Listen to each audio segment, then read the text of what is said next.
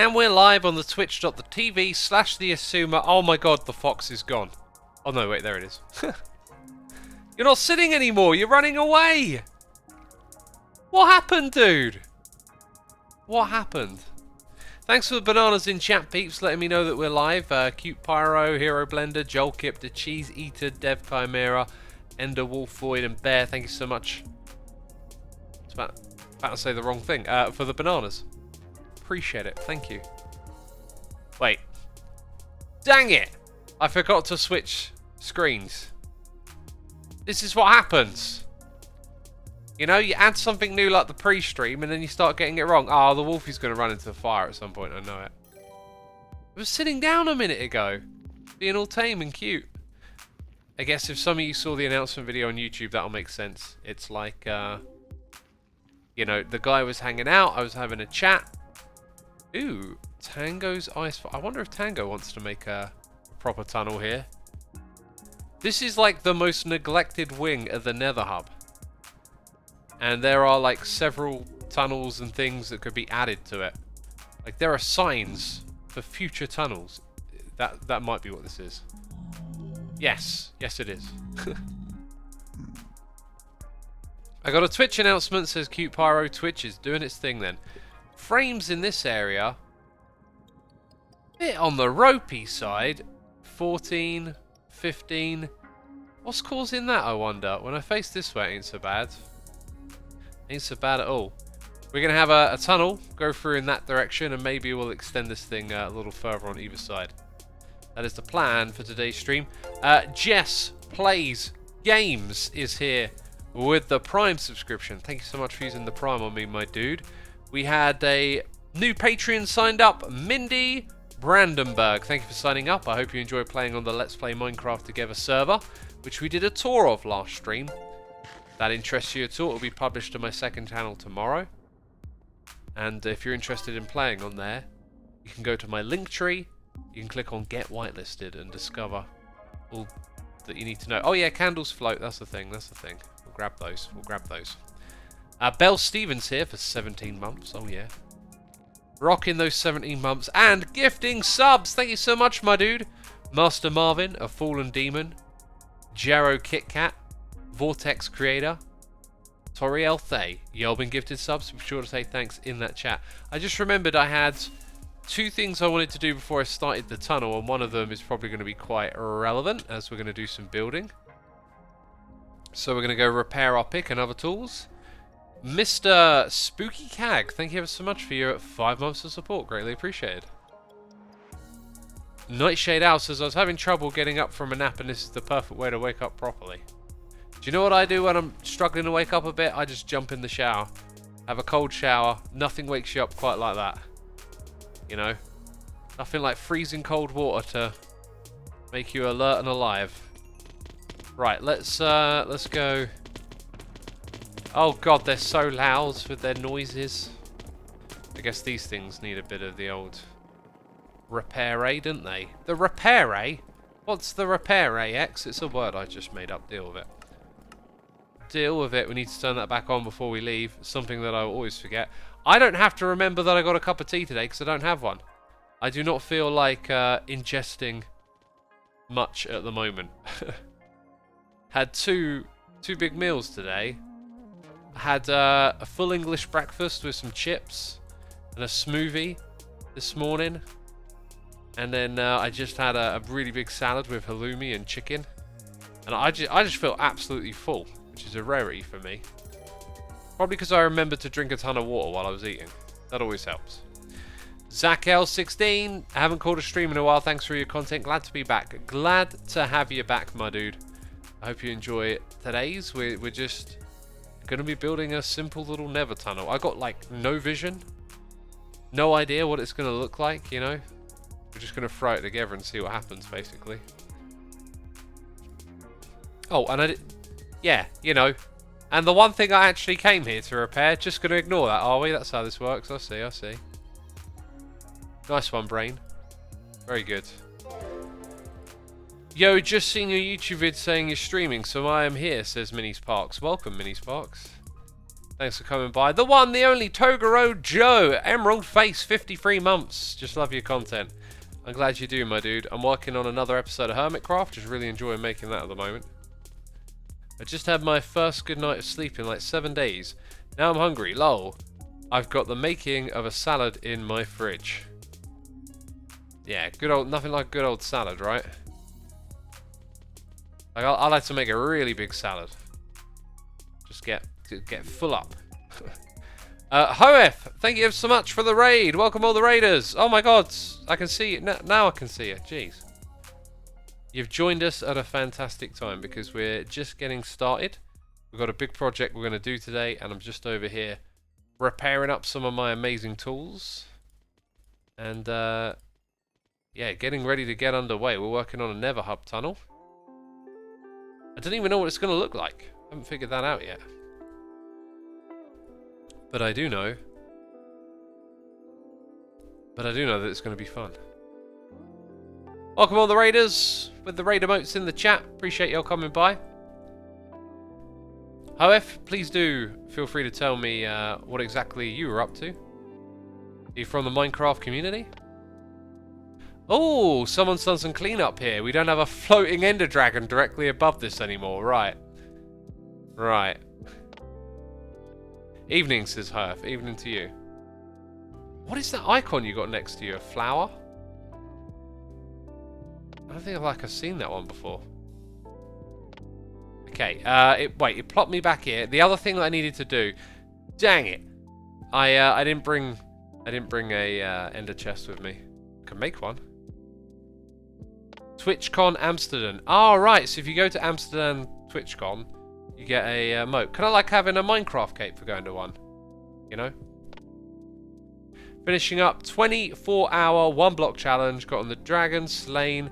Finished a couple of small farms just to see what we could get done in 24 hours of 1 block. You mean the April Fool's snapshot, right? 1 block at a time? That's crazy.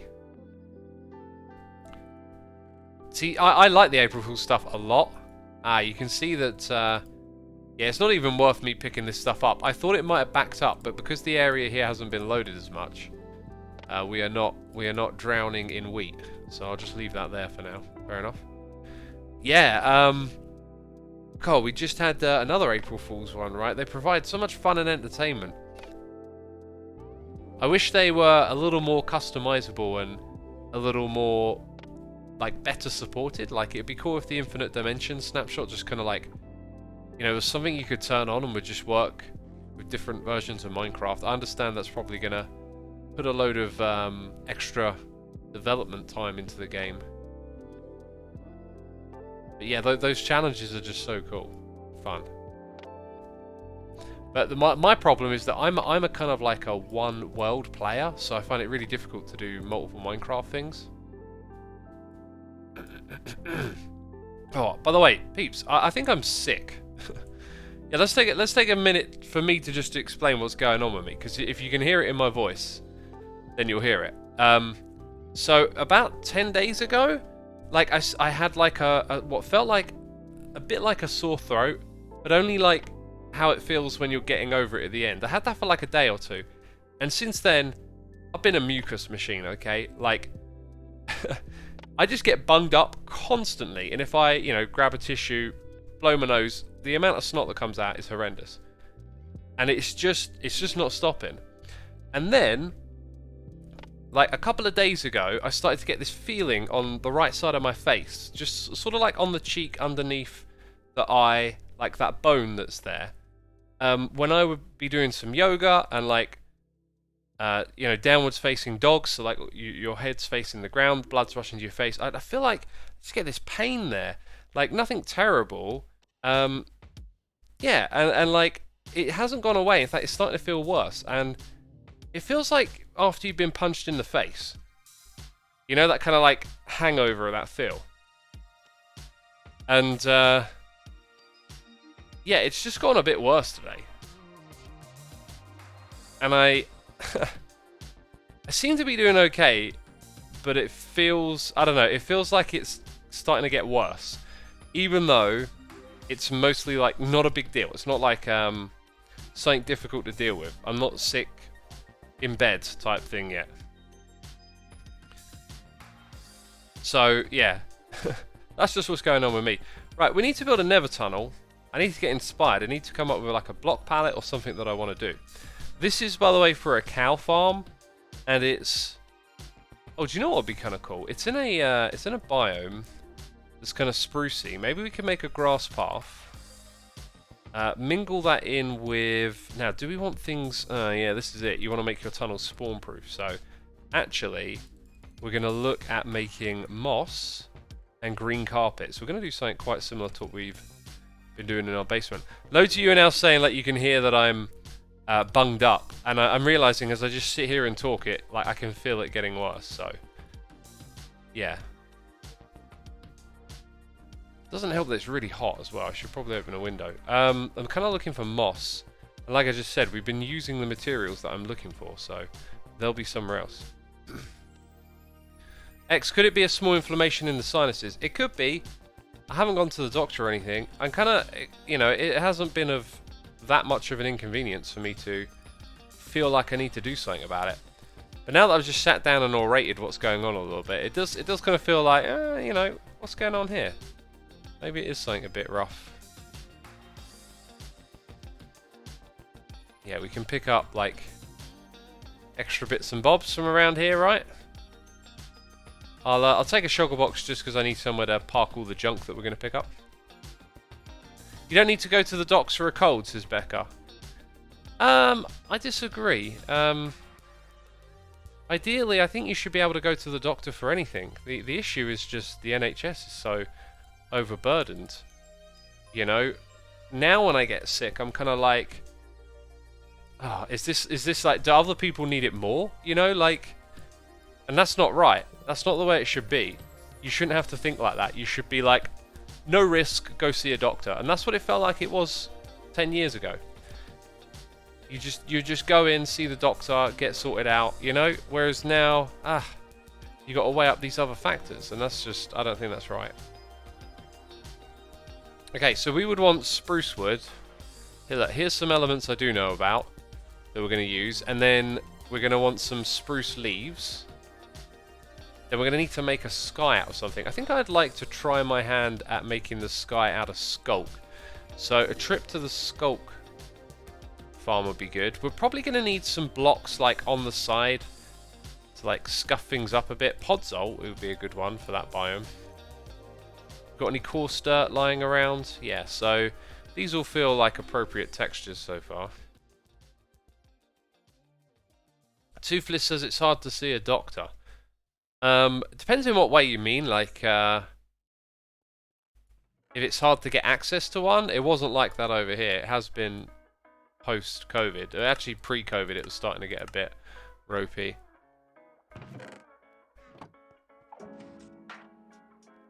I do that, but it's best to go when you think of it, because you're thinking of it, you probably need medical attention, and leaving it makes worse. I speak from experience, says Lil Spagbowl. Yeah, no, like, if things weren't the way they are, I would probably go in just to be on the safe side. Whereas now it's like, I'll wait a few more days, and if it continuously gets worse, then I'm going to be like, okay, something really odd's going on here. I might explain this to the doctor, and they might be like, oh yeah, that pain you're feeling in your face, that's kind of important. Oh, dang it, I didn't get out in time.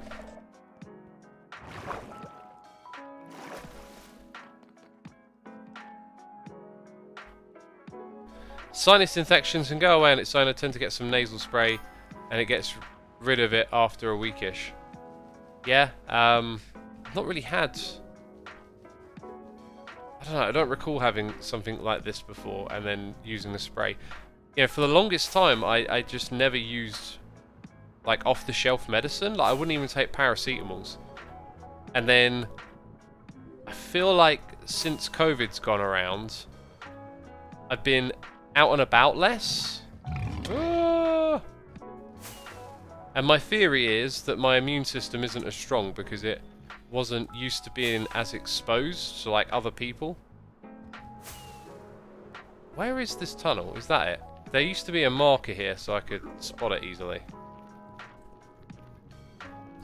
I suggest the pharmacist is your first point of call.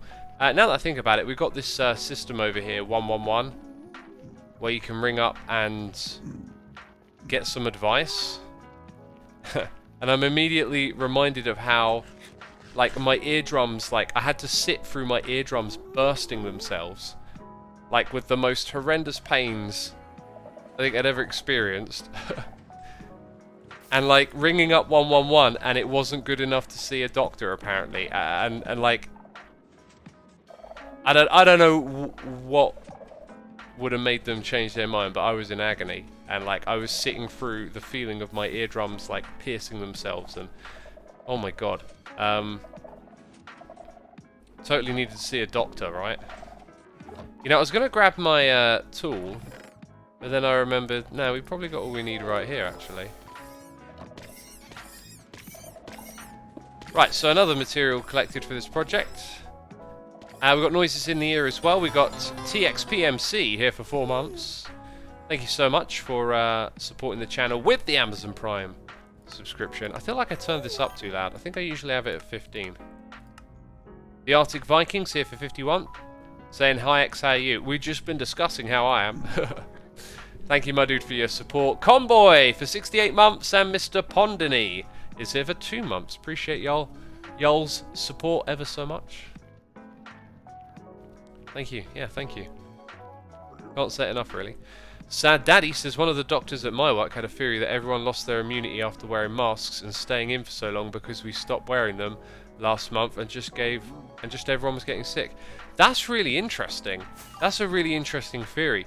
Maybe one of the reasons that the NHS is under more stress, and notice how I said one of the reasons, maybe a reason that, you know, is adding 5% stress. Maybe it's adding 50% stress. I'm not acting like I've got numbers and statistics here. But as just a theory, that's quite interesting. And yeah, it could be that people, like, you know, the social distancing and stuff, that's caused a lot of us to have our immunity kind of like dip a little bit, and more people get sick as a result, and then that could stress out the system. It's fascinating, but here's my opinion on all of that stuff. I think you're going to have a much better picture of what really happened many years into the future. I think it's going to take a lot of time to pass, and to have people who are perhaps less emotionally attached to the event to really like be able to go through the data and kind of suss out, you know, what happened. Because they're still learning things about the influenza pandemic, right? All these years later, 100 years later, and they still learn things about it. Oh my god! I wasn't looking at the screen. I was looking at the noises in my ear, and then it was like, I'm falling down. Oh, now I'm on fire. These frame rates, what is going on? What is going on? I think I might make an adjustment for this stream. That's the wrong one. Video settings. Let's just pull this down to like 10 and see if that gets us anywhere. Yeah, that feels a little bit smoother. But perhaps the problem is like not really related to this, but it should, you know. And I'll bring up my notes, okay? Every stream we have interesting ideas and things that need to be done after the stream. So I need to send my render distance back to 20. Brilliant. Okay, we've got noises in the ear. Queen Britannia is here for 2 months. 2 months been on the LPMT server. Yes, thank you for joining the server. I hope you've had a good time on there. Didn't we go around your base? Wasn't it on the Mushroom Island? It's ringing a bell. Deb Constructor, thank you for 16 months of support, saying glad to be here, glad to have you. And Mimi 17032001 is here for 18 months. Peeps, thank you so much for your tremendous support. I say it's appreciated. I hope you know I mean it every time. It's a bit weird, like you say something over and over again, it becomes routine. But believe me, you know, I take the time to count my blessings, and being a Twitch streamer is just one of them, really. Like, it's such a pleasure. I was listening to Rendog the other day, and he was like echoing something that I felt as well about doing these Twitch streams, which is like they just become this place to like go to, and it kind of just takes you out of whatever you're doing, right?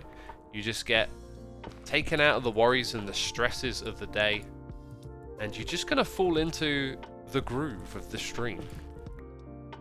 And like hanging out with all the peeps, the regulars that come by, the new folk. You've just got this nice space carved out for yourself where you just go into that flow. And so I totally forgot my own train of thought as I started to describe it. Yeah, I was watching Ren talk about that, and I was thinking, yeah, that's what I love about the streams too. Just when I'm having like a rough day or something's like not quite right, the stream always feels right. And it takes a lot for me not to stream. And sometimes I just stream anyway, and then I feel better. I need to go grab some like andesite. Oh, there it is again. I wonder if I can like be cheeky and just pinch a block. Yeah, like this, okay? I literally need one of these. So I'm gonna... Did I pick it up? Ah! Oh! Computer game. That is just not cool. Right, I reckon I need to eat right about now. Foul Rails, C23, thank you for 8 months, and Open Set Tame. Thank you ever so much for subscribing to the channel and supporting me and what I do here. It's greatly appreciated. You know, it ain't so bad playing with Render Distance 8, really, is it?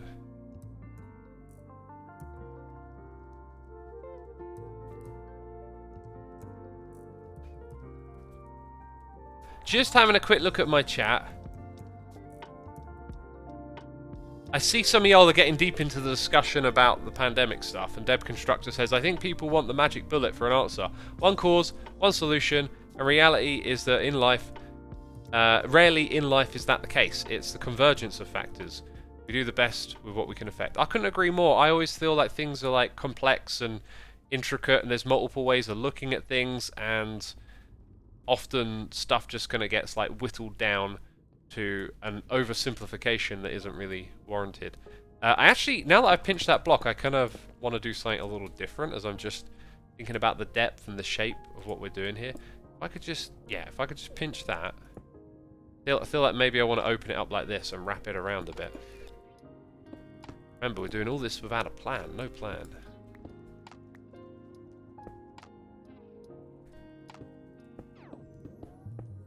Yeah, so now when I put those blocks there, like, is that the beginning of us placing down these blocks, right? Like, we want to sell the idea that you're walking through a little bit of a foresty area here. So then down at this end, we're probably going to have some more of that polished stuff. We need like a third one of these. I don't know what it would be. I feel like we just need one more. Because it's just these two at the moment, because we want to make it all spawn-proof, right? Now this is going to be like the minimum width right here. So don't think of it as being one of those uniform, neat tunnels. No, no, no, no, no. We're going to try and introduce a little bit of chaos. Chaos. The real Daniel Stride is here subscribing. I didn't doubt that you were the real Daniel Stride, you know? I never doubted it. Thank you for subscribing, my dude. Appreciate you.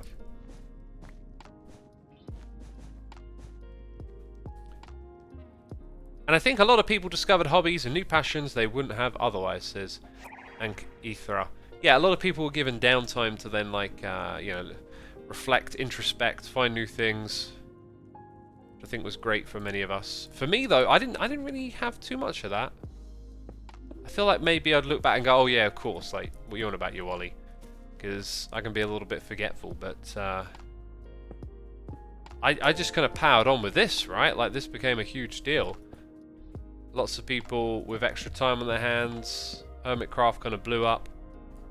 And we just wanted to, you know, as creators, really kind of like do what we can with that moment. And yeah, it was a very strange time for Hermitcraft. It's like special, but in the middle of a pandemic, what's going on?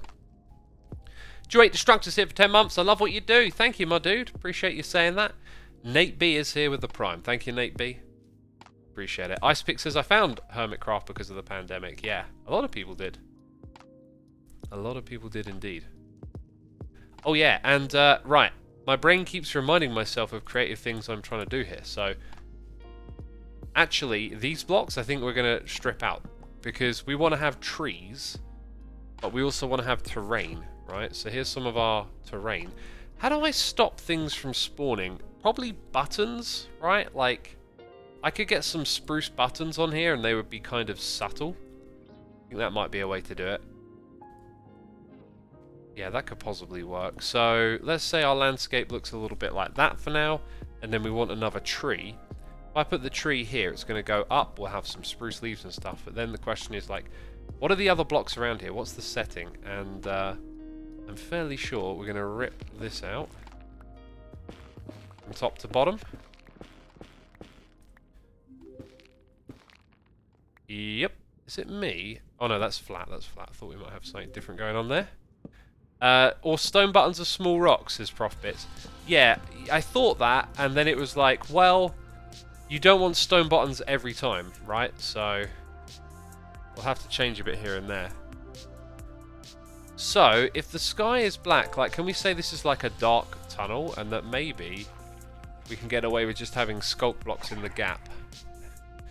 I feel like I'm missing something here. Like, what do you see when you look through the trees? You see the distance. And I guess that depends on... kind of depends on, like, what's back there. Like, I don't want to introduce bright colors because it's like nighttime. So let's imagine that we're going to have like a few more of these trees.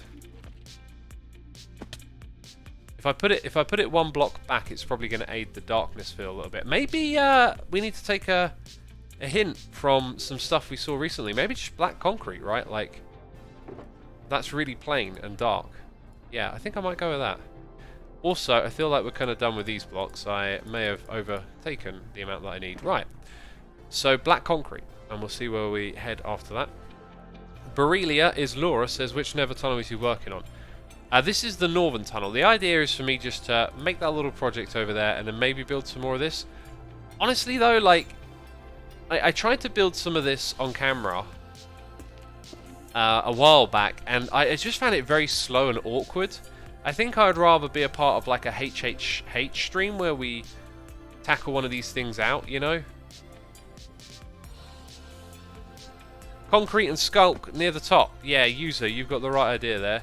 Hey, Cybot, good to see you, my dude. Thank you for everything, man. Like, doing Redstone with you is a pleasure. However, it's like, it's mostly you.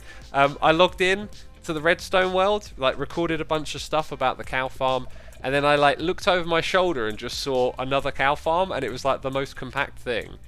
It's hilarious.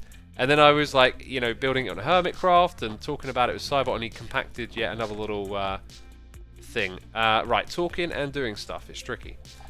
Black concrete. And we got loads of it because of the base here. Right, wonderful. Yeah, and thank you for 10 months as well, Cybot, with a subscription there. Appreciate ya. Stefan Lubitz with the Prime. Thank you so much for the support. Thank you, thank you. You can get a shard for doing each section of the tunnel too. Ah, yeah, the shard stuff is like long over though, right? Loving the base this season as well, X, says Leo and Sunny. Me too, me too. I really enjoyed doing it. I've had quite a few ideas lately. For things to do around the base and stuff, so it'll all be growing as a base does over a season, right? You see, that I like that. It does just need to be one block back, doesn't it? So when we do that, maybe I'll put yet another podzol like at this level, and then like black concrete like that. Yeah, I feel like that could work.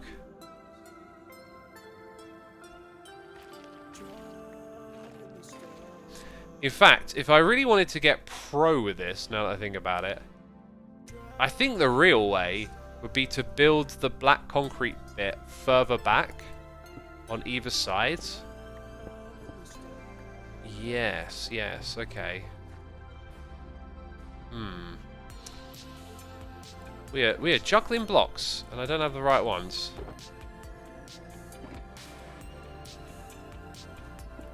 Okay, so you got that, then you got this. For the beginning area here, I think it might just make life easier to keep it all spruce for a moment. Right, and then when we look at this space, let's try and get some trees in here, build up the landscape a little bit. What else are we going to put in the landscape? I feel like coarse dirt would be a good one. Yeah, coarse dirt will be alright.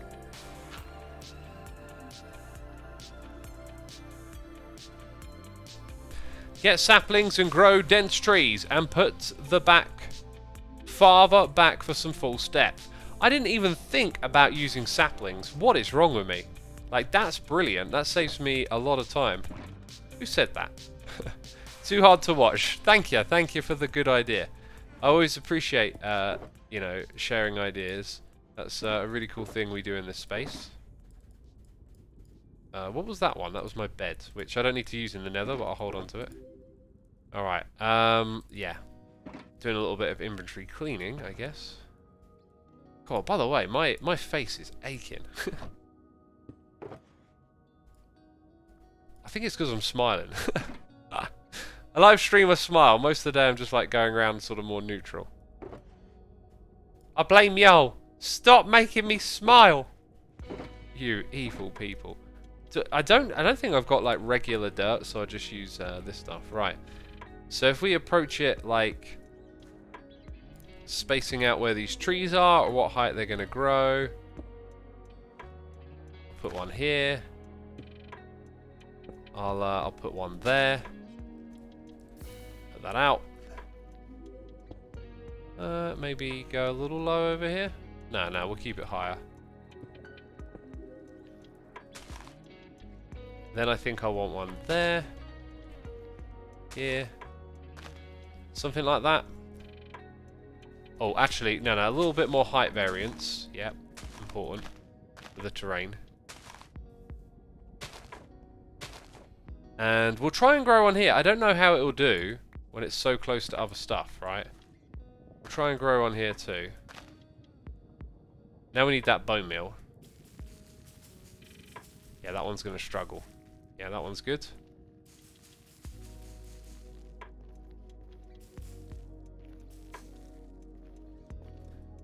Okay, this was a great idea. Oh, we got a fussy one. It's probably because of that portal. Ah! That frightened me too much. I love to smile. Smile's good. You know, smiling... If you feel happy or you don't, like...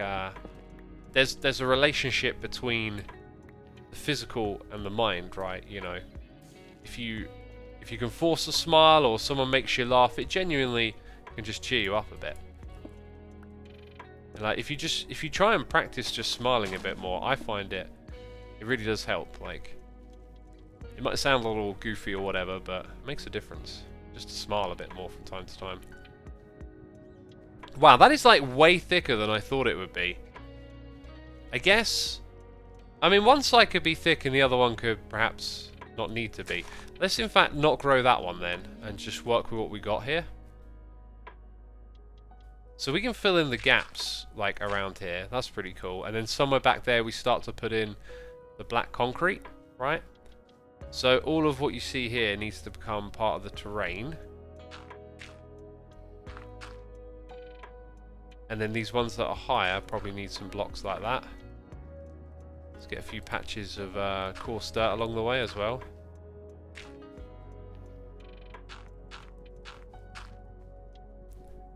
Yeah, it's kind of the right idea, actually. It's definitely the right way to go. This is going, like, a lot better than I thought it would, you know? User, was it? Thank you again for suggesting the growing of the trees. That just made everything so much easier, because I literally just wanted to make spruce trees, right? And now we got them. Now we got them. Yeah, and then that block there. Can I keep that spruce? I can't remember if that works. And then maybe even a couple of extra blocks back there get to be the ground terrain material. Like at this level. That could go a long way. Japan Junkie says it's going too well. What's going to go wrong? A ghast. Surely a ghast is going to like stick its head in here and ruin my day. Why would it not? So we got to sort out like the spawnability of this stuff too. But not just yet. Not just yet.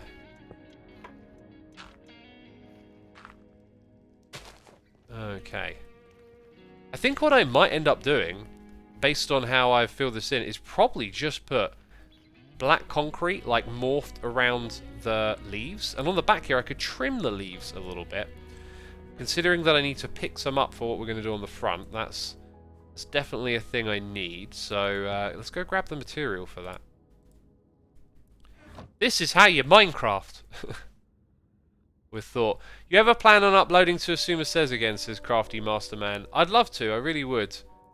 With Xisuma Says, you know, I was in a mindset of like seeing something that I wanted to do and could potentially do, and perhaps, you know, I had a moment doing that, but then it needed to become something that, you know, I couldn't do it alone, basically.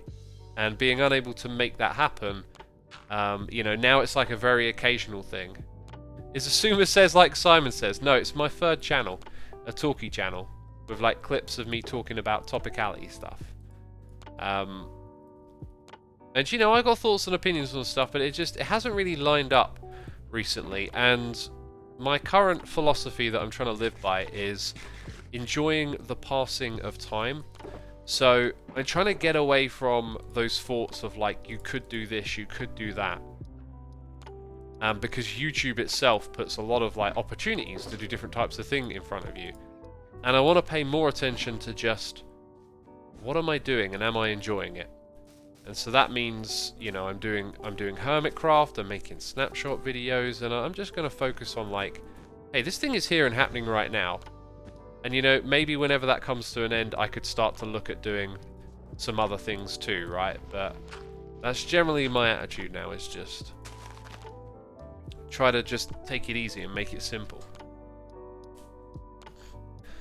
Jade LOMC says, I really appreciate the Xisuma Says channel because it helps me sometimes. I'm glad to hear it helps. That's one of the things I wanted to do, you know, was to perhaps provide some people who help. The main thing though for me is that I can't stand seeing all this division in the world and people, you know, like just arguing.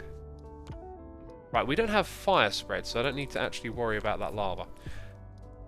Yeah, I just don't like seeing the division in the world and how people, like, I think people have so much more in common than they realize. Like, we have so much good. I feel like there's way more good in people. There's way more in common. But then it's the power of, like, things that are destructive and divisive. They seem to, like, outweigh. Like, there's all this good that happens in the world every day to make the wheels turn. Yet we get hyper-fixated on the negative stuff. But it's also because, like, it's easy to destroy and it's hard to build. So I feel like there's a lot of good in humanity and in people. Yet it's all too easy to get hyper-focused on a few that can spoil it, you know, with whatever actions they choose to undertake. So with Xisuma Says, like, the one thing, like, I didn't know how to express this in the beginning, but the way in which I feel like I have opinions or talk about them is, like, I really want to, like, find the middle ground and find a way for, like, people on either side to see, like, eye to eye a bit more and to learn from one another. And maybe I haven't always been able to do that with those videos, but that's certainly what, like, a driving force behind it was just, like, wanting to create something where people could see that a bit more. It was essentially the goal. Right, I kind of want to space out the trees a bit more here, was what I was thinking. Those two are kind of close together. The bad parts are like a vocal minority most of the times, yeah. Yeah, and also, on the note of a vocal minority, I think we forget what that means sometimes, which is, like, take the vocal part really serious, because a vocal minority is a minority that's being loud, and I think sometimes it's easy to interpret it as, you know, a minority that represents the broader spectrum, let's say. You know, like, this minority represents some people who aren't speaking out, But I wonder, like, it depends on what, really. Like, a vocal minority can be loud and give you an incorrect assessment, let's say, of, like, what the broader consensus is. Because sometimes people don't really want to, like, partake in a particular type of conversation. You know? I've noticed... It's like when you're with a group of friends or something and someone's talking political about this thing and that thing, and other people just, like, don't speak up. But because that one person's talking, it can kind of seem like they represent the group or whatever, right? The crowd. Whereas actually, they might not at all, but people just don't speak out.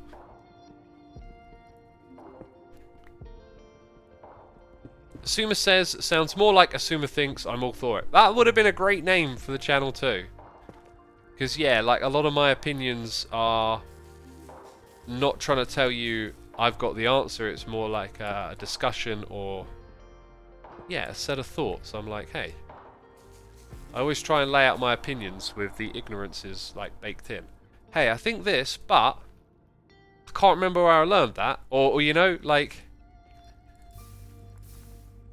I think it's okay to have an opinion on something, but not have all the information, as long as you just make that known. People tend to talk about stuff like they're the authority, or they've got the right answer and all that kind of stuff. Excuse me. My mum says I have a too gentle voice, and if I keep going like that, everyone would just ignore me and run over me, says Jade. That's a bit of a strange thing. I don't know, that sounds a bit of a strange thing. Like, there's a lot to unpack there, and I have so many questions, really. Like, I think some people see the world as a bit of a kind of kill or be killed place, right? Like, it's brutal, it's rough, you've got to be strong to survive. And it depends on what environment you're in as well. Like, if you're in a rough neighborhood, then things like that can mean a lot. I don't know, like... Yeah. But hey, times have gotten better, like... From when I was a kid and going a bit further back and stuff, the world's become, like, much more tolerant of different types of people, much more accepting and whatnot. You know, it's not all the way there, but it's definitely shifted for the better. That's pretty cool. I like that so far. Now let's do the terrain down here. I feel like the tunnel ended up being a little too short for the kind of variance we would like to have, but it's not as strong as the other side, and it's good, so I'm happy with this. Although some of our trees are a little bit low. I think maybe I should have focused a bit more on height. I was trying to make it different. It feels like it's ended up being a little too samey, actually.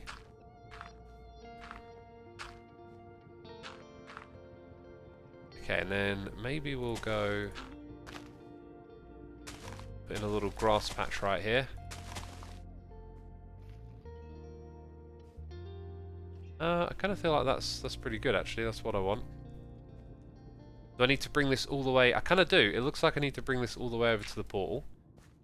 So let's focus on placing in some blocks. I found being a centrist just makes both sides angry, which is ridiculous because most people are in the middle, I think, says Gyro. Yeah, I think most people are on a lot of stuff. I feel like the term centrist, I would have maybe called myself that at one point. I think maybe it's like not quite as helpful now. I feel like, I don't know, like maybe the term has become a little too politicized and stuff. You know, I just don't want to be like put into a camp like, oh, I'm this, I'm left or I'm right. Hey, ask me about something and I'll tell you what I think. And I'm open to having my mind changed. And I hope that I can find, you know, good and reasonable ways of thinking to come to my conclusions, as well as having, you know, the right sort of information. It shouldn't be about being a part of a tribe or a group and your group always being right. You know, because if I'm on the left or I'm on the right and, you know, this political thing means you're wrong or you're right, like, that's just falling into the wrong sort of traps of thinking there. If it turns out you're wrong about something, That to me is almost like a blessing, right? Like, being wrong now gives you the information that you were wrong, and you can correct it and become right about something. Like, do you want to be wrong about which side of the road you should drive on, right? Get in your car, okay? No, here in the UK, we drive on the right-hand side of the road, not the left. You're going to get in a car crash, you know? Someone tells you, no, you're wrong, we drive on the other side of the road. Great. Go with that. You know? I feel like our politics should be a bit more like that. Like, you should be able to update your thinking. Yeah, I'm going to fill in, like, this back area here, like so. And then we'll move some blocks out and switch to Skulk at some point. But yeah, that feels like it makes looking through the gaps here a little more robust. Captain Junkie says left-hand driving is full snooze. Oh, God. They're on it. They're absolutely on it.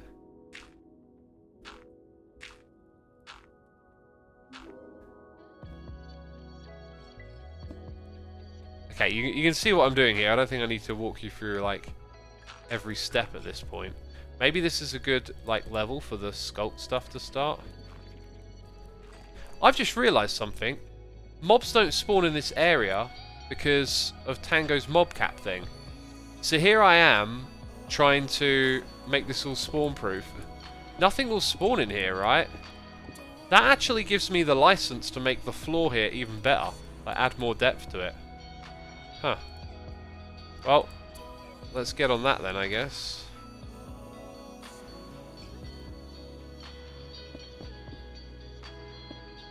Like, I can do some of this now. Like, intermingle some grass blocks. Yeah, I'm going to embrace that idea. Not sure if it has any, like, drawbacks if you fly in from the wrong direction or something. If not, I can come back and modify this. So we won't go all in on that idea, just because there might be some flaws with it, but at least for now we can make this a little more interesting, right? And actually, it's the same not just for the grass block, right? It's the same for the moss and carpet blocks too. Those can get some use in this area now.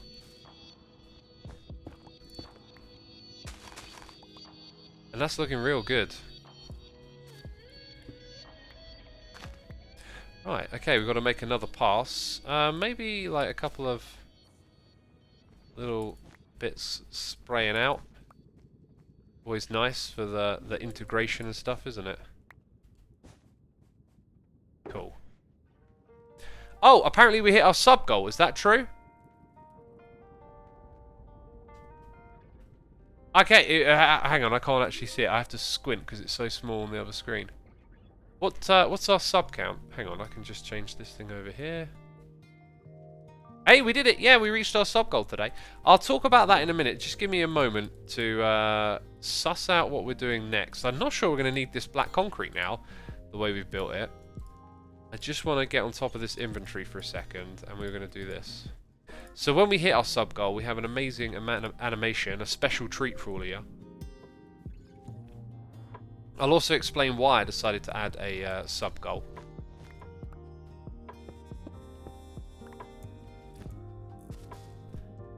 Okay, oh yeah, all of this over here, dang, right. Big patch here, gonna need some carpets in this spot, that's for sure. Maybe not too many. Like, sometimes it's good to just, like, break up your randomization. We're like, oh, look, that area over there is, like, all sunken in. Why is that? Well, you don't need to know, but it just tells a little bit of a story, I guess.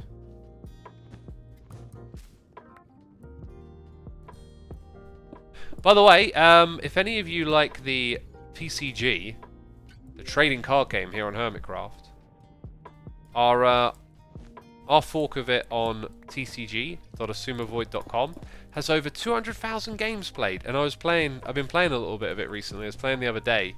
I played with my nephew. We played 3 games, and I got trounced in each one of them. Then I played a different deck on my own later, and I won 3 games really quickly. It was just like typical, you know. You lose when you're showing someone the game, and then you win when no one's looking. That kind of thing. But yeah, it's such a blast, man. I really love what Beef's created. It's so good, and I love what the the team behind the browser edition have put together. It's fantastic, incredible quality, really. So I feel like if we put that next to the portal, we're kind of like bringing back a little bit of this aesthetic. We also need to like hide the portal a little bit, perhaps. Just wondering if I could get away with putting in some spruce like this to kind of cover it up a bit. You know, for now. Oh, dang it! For now, temporary something or other. You lost to your nephew. Now you have to surrender all your channels. No, I was showing him the game and playing people in the web browser. The next step is to get him to play with me, which I've already made plans for, and I hope he likes it. Nibblings are the best. Kids that can kick your tushy at video games but still think you're cool anyway. He's not massively into video games, which I think is great. He's a very active, outdoorsy kid. Right, okay, so like, let's just put some spruce wood back here.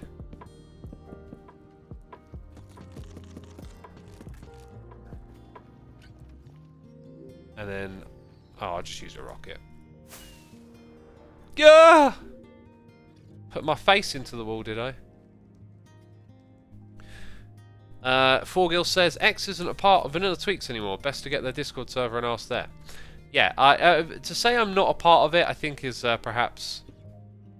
You know, I'm not officially a part of it. I do still talk to the team, and I'm vested in the project, and, you know, want to see it succeed and whatnot. I just I'm no longer like properly associated with it like I once was. It's now their project primarily, right? Like if I come with them to them with an idea, although to be fair, like it's not like in the past when I was a part of the team I could be like, here's an idea, you must do it or whatever, right? But like it's their project now is what I'm getting at. I come to them with ideas and stuff from time to time. That's definitely the cozy kind of look I want. I'm loving this project. I feel like this is a bit of a new leaf for me because I talk a lot about aesthetics. Sorry, shapely aesthetics, like the organics. That's the word I'm looking for. And we've kind of like really just moved into something that looks real good here, and I like that. I like that a lot. So I need to clear out the inventory next. We're going to go around the back. We're going to do the concrete and the sculk. That's what we're going to start working on next.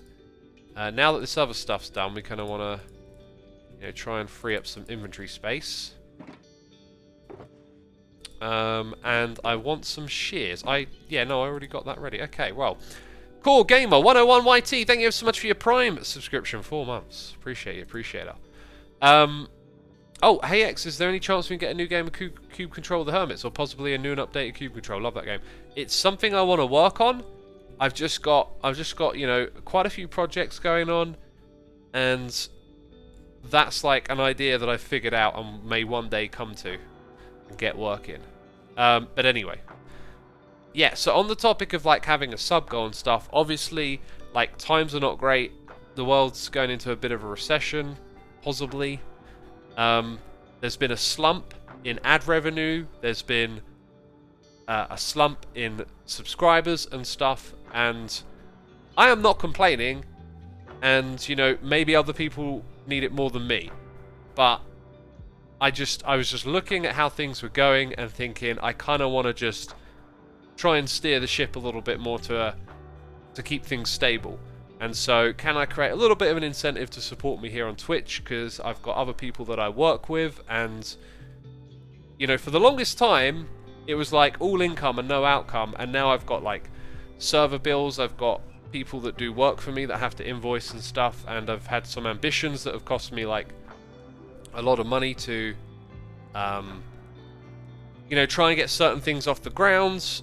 Various projects I've been working on behind the scenes. And I'm just looking at the numbers month to month and feeling like things are getting a little bit tighter. So you know, I thought, let's create a sub-goal, try and incentivize. I'm still going to be here streaming if we reach it or not, though. That's the reality, peeps. Also, I'm going to switch to standing. And I'm totally expecting to need the toilet in a second, which is why I wanted to time this with the animation, so y'all could enjoy it while I nip to the loo, because it seems to be that when I stream and I'm sat, I don't need the loo until I stand up. And I had a lot to drink with my salad today, so I'm kind of anticipating that my bladder is going to, you know, send me to the loo. What is the best way for us to support you, says Sorix. Look, like I said, times are tough. I'm not complaining. I'll still be here streaming. I was just trying to create a little bit of an incentive. Having y'all come by and hang out with me is amazing enough. So, you know, if you can't afford it, just don't worry about it. But yeah, I just wanted to create a little bit of an incentive to keep things strong here on Twitch, essentially. And that was my reason for adding in this sub goal, which what I'm going to do is just incrementally turn it up a little bit, stream by stream, see if we keep getting to it until like a level I'm comfortable with. We also got Anarath here for 2 months. Just a little support this way. A lot of support, Anarath. Thank you so much for gifting some subs. The Real Slim Waldo, Jane Co, Borelius Laura, Rainman, Nanda2 Panda. Appreciate y'all tuning in. You've been gifted a sub by Anarath, so am I getting that right? Anafra, God. Get it right, X. Get it right. Jeez, just take a moment to read properly. I'm getting better at that, by the way. I definitely am. I'm catching myself doing things quickly and slowing down a lot lately. Olgram, thank you for the Prime. Adrian Robin, thank you for the Prime. Just Axlan, thank you for the Prime. Earthwing, another Prime. Appreciate it. If y'all didn't know, you can use your Amazon Prime to subscribe to someone on Twitch. And with that, we've hit the sub goal today. Thank you so much, everyone, for your support. I hope that this is a cool little reward for y'all. The only time we play this is when we hit the sub goal. Now, I have to do the finagling of the things now, right? I should probably log out just in case a ghost decides to destroy me. Okay, that wasn't a message from someone. Let's see if I can actually do this properly. So first of all, we get the sub goal off the stream, and then I need to press this button, and I also need to mute the music that we're currently listening to. Let's go for it, and while it's running, I'll just nip to the loo, like I said. Cool, thank you, everyone.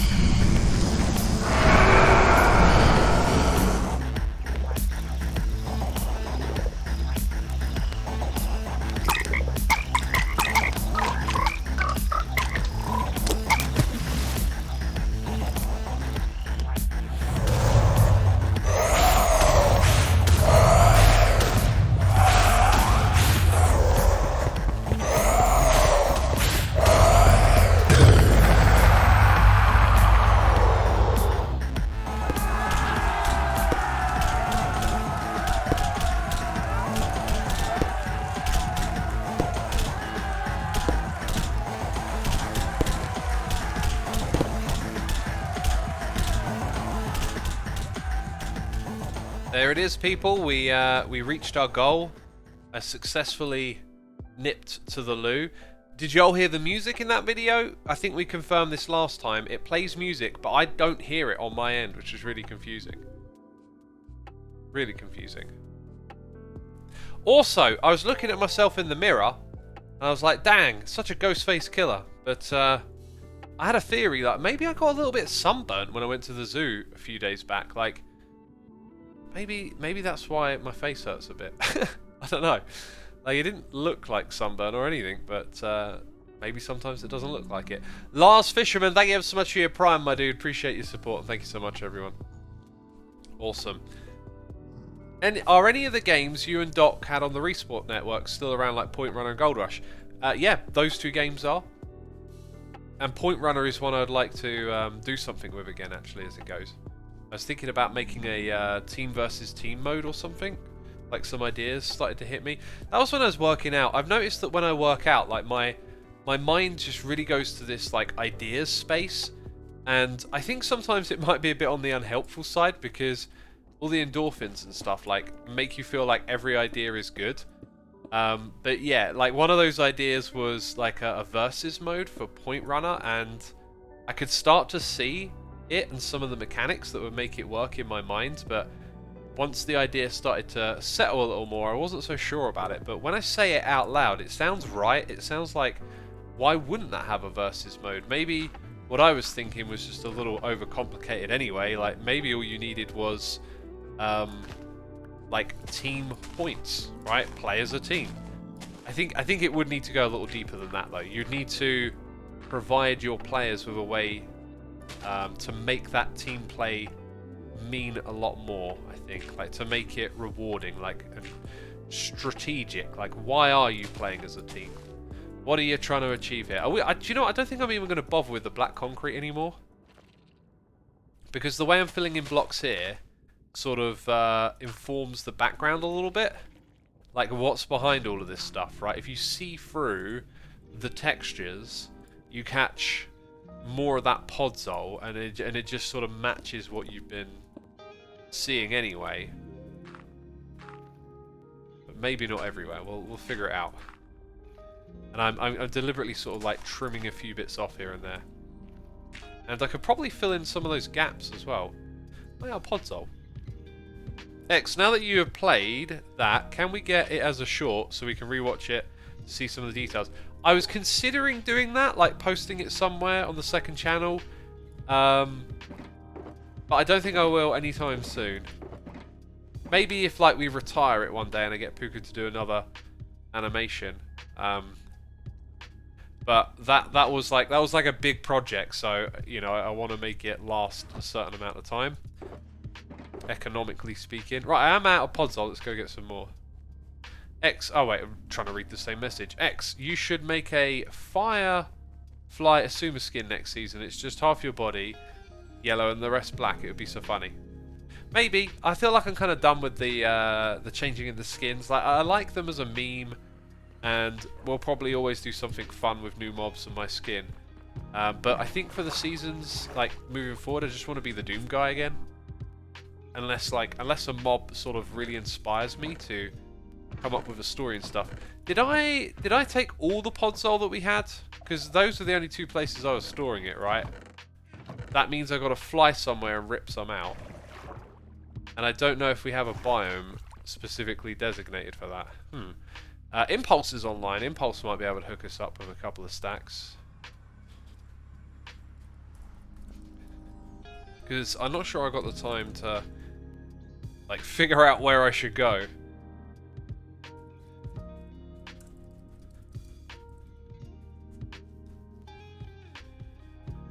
The frog portion of that video had me laughing inappropriately loud at work. Good. Good. Laughter's good for you. Yeah. Oh, I wonder if I could squeeze in a bit of comedy. Like, laughter's so good for you. I feel like I need a chuckle. Right, I might have to refer now to a map for us to progress. We really do need that podzol. Oh, interesting. I updated WhatsApp on my Windows 10 system today, and I just launched the start menu, and there is a 1 next to it informing me that I've got a message. It's cool that you can see that from the start menu. I'm not sure if I want that distraction on my computer. Right, I need to grab the seed, and then I need to visit a website to tell me where to go. That website is Chunk Base. Podzol Pearl Shop for free. Oh, You could be saving me a bit of time, or you could be wasting it. Oh gosh. As long as we have fun, it doesn't really matter. So we'll give that a try, because seeing this beautiful server of ours is fun. Yeah, that's something I talked about on a recent stream, something I've realised recently. And I think it's been manifesting a little bit in me through talking about how, like, I want to be of service to others. I want to, like, do what I can to help my fellow hermits if they have, like, issues with mods or just something I know about that I can be of help with. That's been, like, a bit of a drive for me. And I think in the back of my mind, like, all these other things that you could do were making me also feel like maybe Hermitcraft takes up too much of my time and I could do these other things instead or something. But, like, these other things, they wouldn't be as magical as what Hermitcraft is, that's for sure. And I've sort of realigned my thinking to realise, like, hey, you know, I am undoubtedly one day when all of this is over going to be looking back at this with some serious nostalgia. I wouldn't be surprised if it gives me that kind of, like, moody nostalgia at times, you know, where you're like, oh, the Hermitcraft days, like, oh, that was so amazing. And hey, where am I going here, by the way? I've like reoriented my thinking into, like, hang on a minute, this is clearly amazing and it's happening right now. Even though you've been around here for 10 years, it's evolved, it's become something incredible, and, like, I absolutely just want to continue to be a part of that, essentially. Where's this podzol at, peeps? On the other side, look at the depot. The depot is this way, isn't it? I'm really not sure how to navigate other people's bases, because I didn't make them. It's always like that, right? So, was the bit we were just at, the depot? There should be a sign. There should be... Well, there's signs everywhere. I didn't read them. All chests with items inside are marked green. Is this the depot and it's all free? So, right. Oops. That's one bad thing about these item frames. There was an idea that was sort of suggested, we talked about it on a recent stream, that display entities might be better or more optimized than item frames, and that it might be beneficial to come up with a new system for creating the equivalent of an item frame through, like, a resource pack. Who told me there would be podzol? There's clearly free stuff. Wait, isn't it green or free? Oh my god, I'm gonna be here all day. Where does all this stuff come from, anyway? Not this shop! Oh gosh, why didn't I look at my chat? No, wait, some people are saying it is this shop. Is this it? Is there a way to make the item frames, invisible item frames hitbox go away? That's what I'm getting at. Like, that might be an advantage of using these things.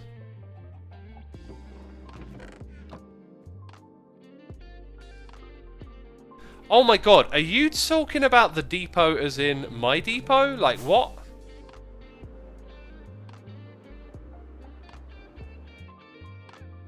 So, the place you would put podzol, because I didn't mark one, would be over here. Oh, I'm just going to end up looking through so many barrels, aren't I? No one's changed that. Like, if someone put podzol... What are we doing here? Why am I listening to chat? Why am I listening to y'all? These instructions never work. Nethermind X is not there. Oh my god, wasting my time. It's alright, it's fun. Let's go to chunk base, seed map. Thought it was there. That's usually how it works. I thought. I didn't know, I just thought it. Right, let's go select a biome. Mega. No? Taiga? Like, you want... It's called Mega Taiga. Or did they rename it? Giant Taiga? I think that might be what it's called now. Right, I've got it, like, highlighting these Mega Taigas. Let's get our coordinates. 2,000, 2,000. Like, minus 2,000. Okay, and plus 2000 is this way. Ah, but I gotta get the... So when I look at this map, okay, yeah, they flip X and Y like the way I expect it to be. Maybe they don't. Maybe that's like... That's actually the way it is, and I'm just being a wally. But my brain expects them to be in a certain way. Right, is that minus? That's not minus. That's the Z number. This is the X. Oh god, it's so confusing. But I'll get it right. I know you can't see what I'm doing, but it'll be worth it to make sure I don't dirt. Right, I found the spot that I'm at. So if I just go east, Nether east. Yeah. I think all I have to do is just travel east, right? Yeah, that makes total sense that it would be this direction. We should find something. And I got a feeling this is where some hermits have some bases. So I might follow that terrain like ways away on this map. Oh, here's a good time to switch our video settings back up to 20 or something.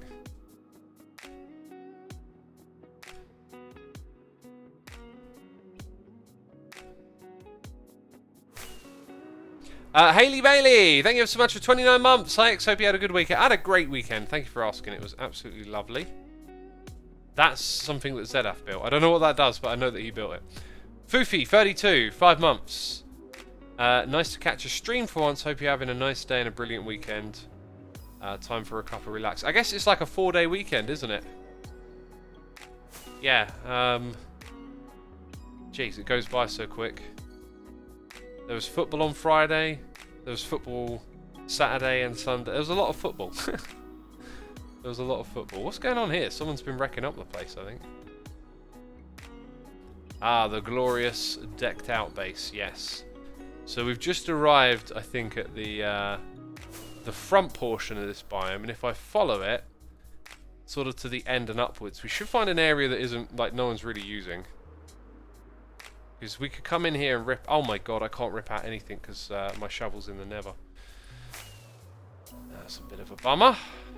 There's Tango's ball. Jake Mango, welcome to the stream. Hey X, what is up? Wasting our time looking for Podzol. That build Zed and Efo did is amazing, says Baldbover. What is it? Can you enlighten me, please? I'd love to know.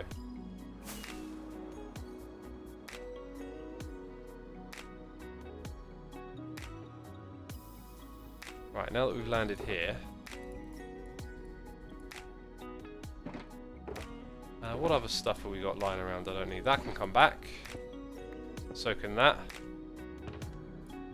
Oh! 1812 Overture using creepers as the cannon shots. Oh, wow! Okay, that is super cool. That is very impressive. I understand.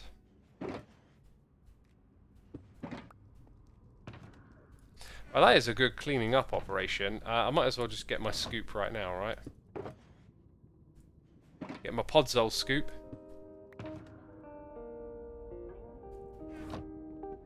Get my scoopty-whoop. Did I get it? You know what, I also need more firework rockets with what we're doing. I got a whole bunch of these as a prize, didn't I? That's nice. Can watch a stream for once without being berated by ads. Hello, X. Oh, yes, those ads. They do like to berate. So I think we can, like, hasten our venture by using one of these balls. I'm going to go up to pearls. Yeah, think about what we're doing today and how, like, I want to do this in the future. This needs to be my new playstyle. I'm not sure it's going to happen everywhere this season, but, like, sometimes you can just start by doing, right? So now I'm at minus 16, so we'll call that 0 and 2000. So X, yeah, this feels about right, X, and then 2000 is... Oh, all the way down here. So my hunch was good. If we go straight north to, like, minus 70 and 1200, so minus 70, like a little bit over this side, but basically a straight line until we get to 1250 odd. So 500 blocks away from where they are. I think that's a fair distance that we're probably not going to scar some terrain that other players are going to want to take advantage of. Or I could skip across this river over here. Ah, and now we're at Corralis's base. Dang it, that ruins my plans. Okay, we have to go beyond Corralis's base to another patch. Wow, this place is looking absolutely epic. Dang. Love that. Okay, and now we're at like this big bold patch where you can see someone's come through here wrecking stuff. And we will just drop down in here and get some podzol. I think this is a good spot.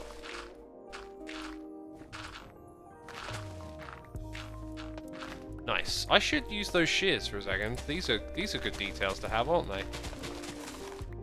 Don't need a crazy amount, and the dead bushy. And the mushrooms? Yeah, all the things are here, right? I mean, we're emulating that biome, so it makes sense. I just rejoined the stream. What is the podzol for? It's for our tunnel that we're building. We're building an organics style. And it's gone immensely well. Because we just sort of put the right thought process into it. Which is great, because I haven't really had the time to prep for this build, which I usually like to do. However, the ideas have been sitting there in my head for a while, like watching other people do it, figuring out how it's done, and, you know, what we've created isn't a work of art, but it's a good start on doing this sort of stuff. Right, while we do a nice basic grind, what's the talky topic? What do you want to hear about? What's going on in the world?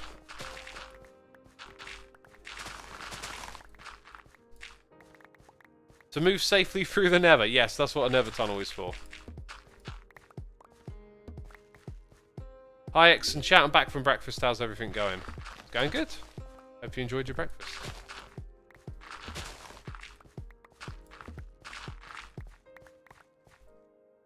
You know, that's probably enough for our project today. Let's just fill up that inventory a little bit, you know. Are hot dog sandwiches? Technically, I think they are. They're meat sandwiches. Are you still into metal? Yeah, I'm always going to be into metal, but I just don't find a lot of new stuff very appealing.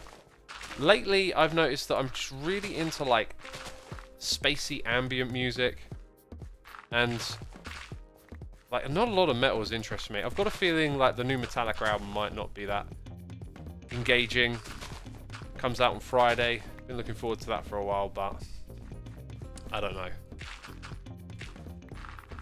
What's your favourite metal band? Dimmu Borgir, hands down. Don't even need to doubt it for a second. That band illuminated my mind as a teenager. Never heard anything like that before. It made me realise that there's like so many other places music can go to. And yeah, I have some very fond memories of like hearing those records for the first time and just being like utterly engrossed and mesmerised with what they were doing.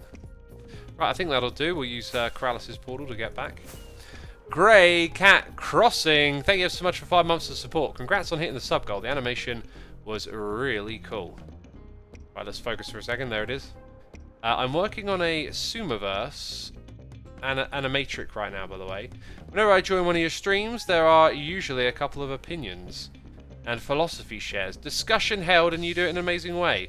Always taking care to include chat and make sure that everyone has room to talk on topics that they're not professionals on. It's something I've seen a lot of, and it makes me feel safe and welcome.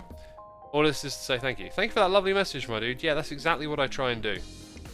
Exactly what I try and do. Everyone should have the right to have an opinion, and I think the key thing is just to express our opinions, perhaps less with emotion and more like with honesty about what informs them and whatnot. And you know, sort of like put all your cards on the table. Because it's better for all of us when we're transparent and honest, I think. And thank you again for those 5 months. 9 Inch Kills is a pretty good metal band. Oh, sorry, Ice 9 Kills. Yeah, I've heard about them. I haven't given them much of a listen, though. I'm going to have to turn down that video again. Yeah, just with metal, it's just like I hear new stuff and it just doesn't excite me. I think the music scene has been like metal has been really stagnant for like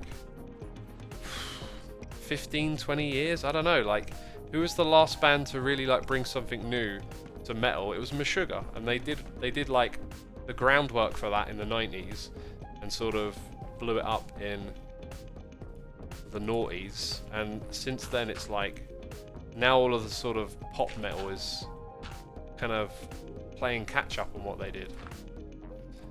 So it's not that exciting, you know. A lot of the new popular bands are just sort of like mixing Meshuggah and Linkin Park, it feels like, you know. And like, I grew up with that stuff.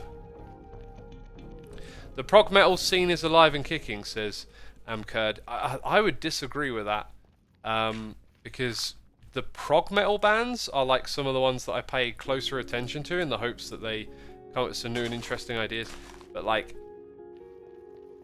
again, it's just like they're just sort of like recycling the same old stuff, really. I mean, I'm not trying to like toot my own horn about this or anything, but I'd consider myself like someone who really got deep into metal when I first found it, and really just explored stuff and heard so many sounds, to the point now where it's like I can listen to a lot of stuff and just kind of hear, you know, who influenced who, where that came from, where this came from, you know. And I haven't heard a prog metal band do anything particularly new in a while. It's just more of the same old prog metal. Like, even like a band like Opeth that absolutely, like, you know, blew minds in the beginning. I mean, it's been a while since they've done something that's really like stretched what's possible. You know, they get good at what they're doing. If you like their sound, you know, they really know how to do their craft, but I don't think that's the same as like innovating, right? Have you any more Game of Thrones, says Toothless? Yeah, I finished Game of Thrones. It was interesting. And I've been like reflecting on it a little bit, thinking about it and stuff, and I've come away with some conclusions. First of all, like, by the time you're in that last season, you know, like, there's going to be no heartache. There's going to be none of that, like, strange nostalgia for, like, the world of the show that you've been immersed in for a while. You know, you get that like, subtle sadness of, like, oh, it's over now. I was loving that. Like, that was amazing, that story or whatever. None of that. It just goes away because of how poor the ending was executed. As for the story, I paid, like, closer attention to it this time. Tried to separate myself from the disappointment somewhat. And do you know what? I think, like, everything that happens, with an exception of a handful of things, could make sense, could be decent if they told the story right. But they didn't. They were just rushing to finish what they had created. And so any ideas, anything in the ending that was, like, somewhat decent or not, it was just lost to bad storytelling, essentially. I think at this level it might be wise to actually just place them like this and then build this up around, rather than trying to push it into the spruce leaves. It might gain like a little bit more depth doing it like that. And then here, I think it makes sense for this not to come all the way forward, actually. We'll figure this one out somehow, I'm sure. Maybe even that doesn't need to have a roof on it, right?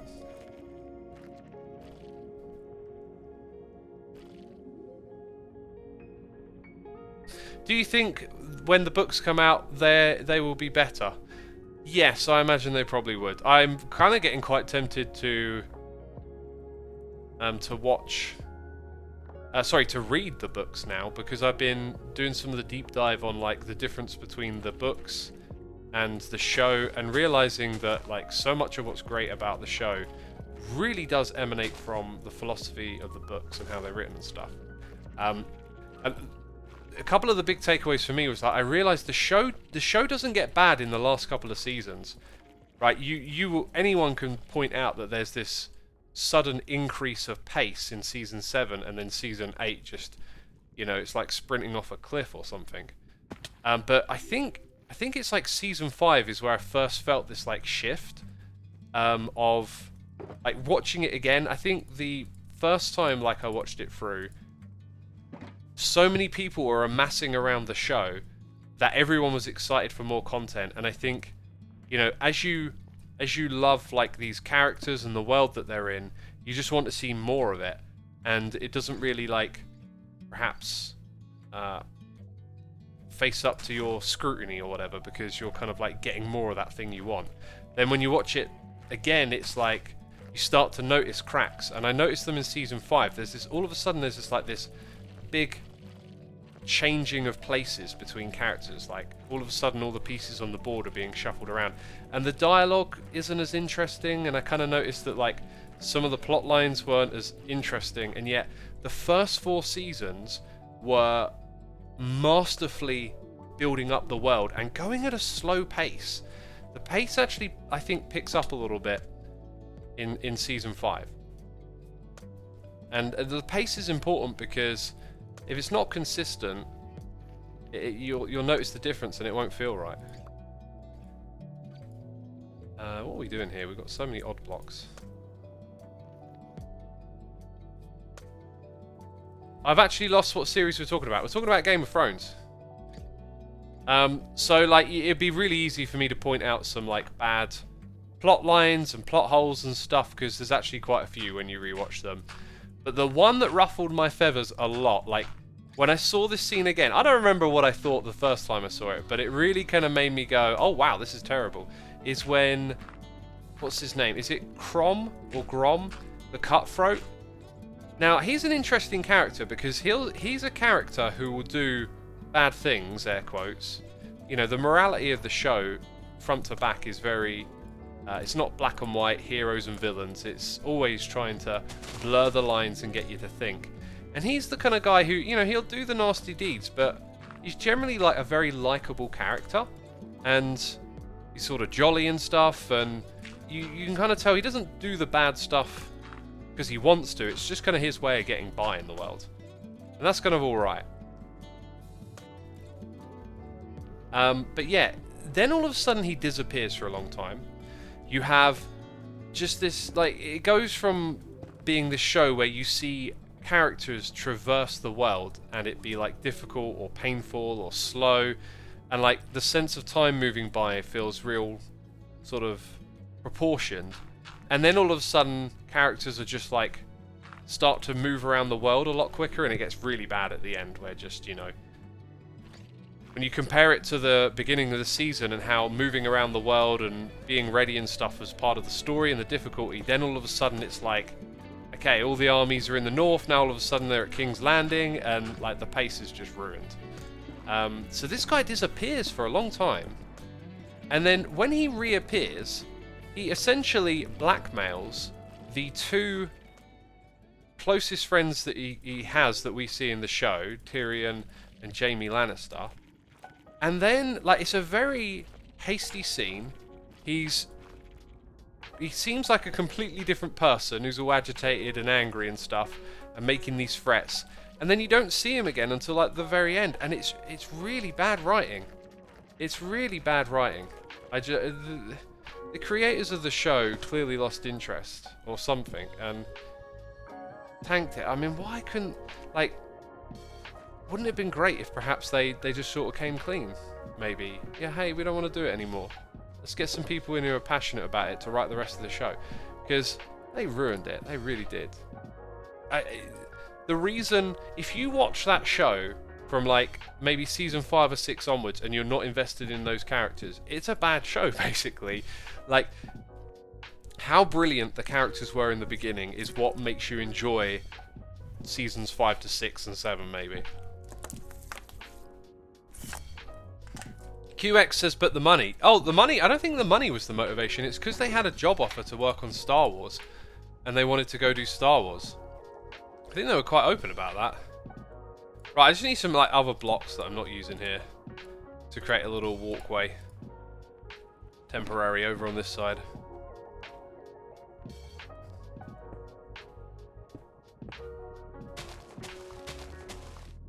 And then I need to actually start to place these blocks in, I guess.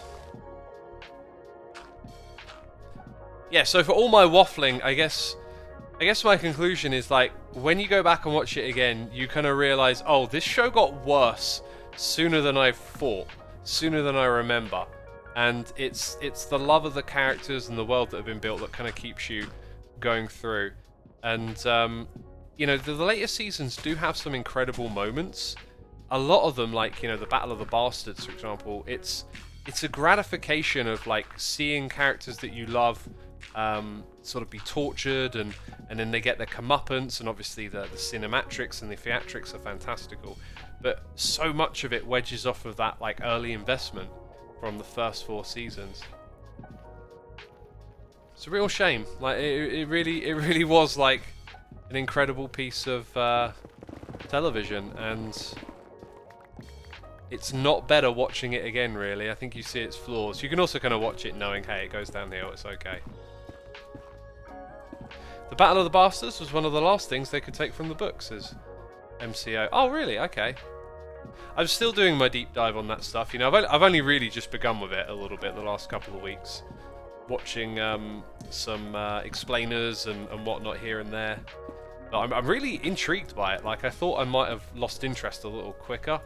But I haven't. I really find it fascinating learning about the world on a deeper level. Because there's videos that kind of like patch in more of the story from the books. And you're like, wow, they really like built an incredible world. The author did, you know.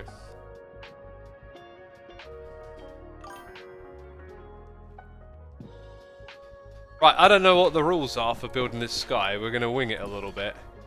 And I think what we'll do is we'll have... Nope, not that. I'll have Skulk come across here, and that'll help us a little bit.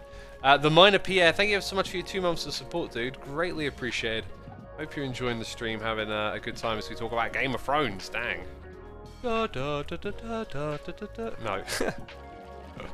That theme music is absolutely brilliant. I was getting, every time, when I was watching like the first 4 seasons, and I was sick for a lot of it, so I did skip it at some point where I was watching back-to-back episodes. But it was like, I would listen to that whole intro song and get real excited for watching it again. And then by the 5th season, I was like, skip. Skip. Skip. Oh, funny stuff. Why do I not use my own music? It's great. I don't have the like licensing for my own music, which is why I don't use it in my streams and stuff. You'll get DCMA'd, says Vegeta. Exactly. Tyrion is the GOAT, says Kingly Joe. He is, but on rewatch, like, his character kind of goes downhill. Again, it's the writing. Like, I feel like all the elements you can sell, apart from that Grom one, that didn't feel right at all to me. I feel like they did his character dirty with that ending. But you can kind of like, okay, so Tyrion's like going to have a downwards trajectory and make mistakes after being such a witty, brilliant character. Sure, you can do that if you write it well, you know. This show, or the books, let's say, showed that you can subvert expectations if you make it make sense and if you do the writing well. Like, the way they killed off heroes and whatnot is like subverting the expectations of the reader or the viewer of the show. And it works if you write it well. You know? The rules can be broken. If you write it for the sake of it like being shock, it's not as deep, of course. And then with Tyrion, it's like, you know, the idea of him blundering into a downfall as Daenerys goes mad is all well and good, but you have to sell it, and it's just so fast forwarded through that you don't really get a sense of anything other than they're just trying to end the show. You know? They wrote it well. You know, the arc of her becoming everything she's tried to not be is actually, you know, pretty interesting arc to pull together. Okay, this doesn't feel right actually going that close, so I think I'm going to change this a little bit. Oh, whoops.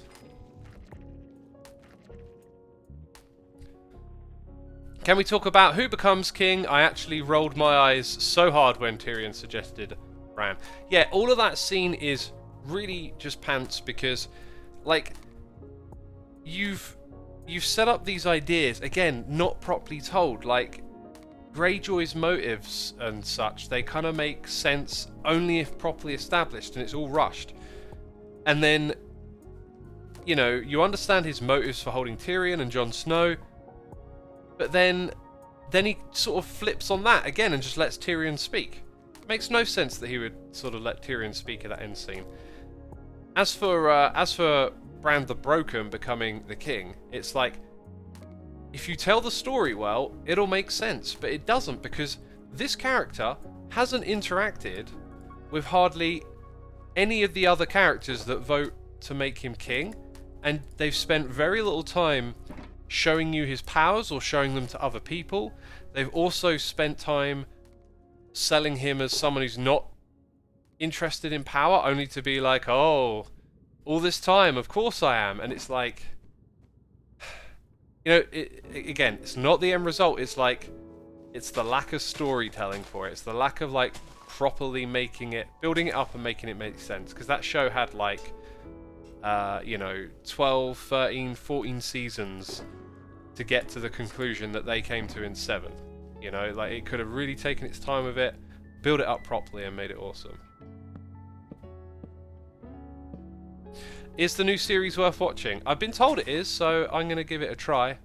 Especially considering I would like to enjoy a little bit more of the Game of Thrones world, I think.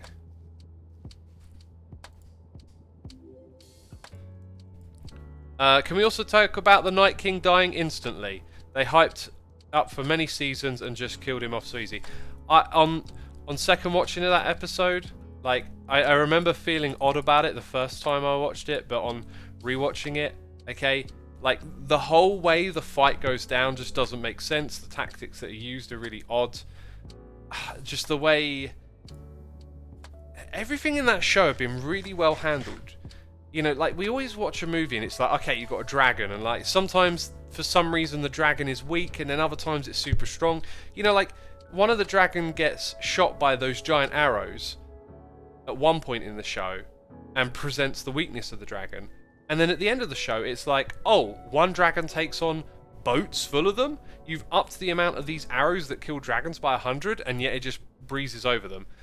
Things like that. That's what happened with the, you know, the Army of the Dead. This incredible build-up to this one moment. And then all the tactics and the fights were ridiculous. You know, you see Samwell sort of being swarmed by an army of the undead, yet somehow he survives. And there's just so much ridiculousness in it.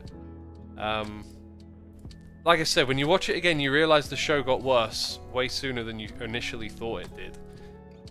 And I feel like that battle was really poorly handled, despite being an incredible spectacle. It's entertaining still, right? Like, it's really entertaining.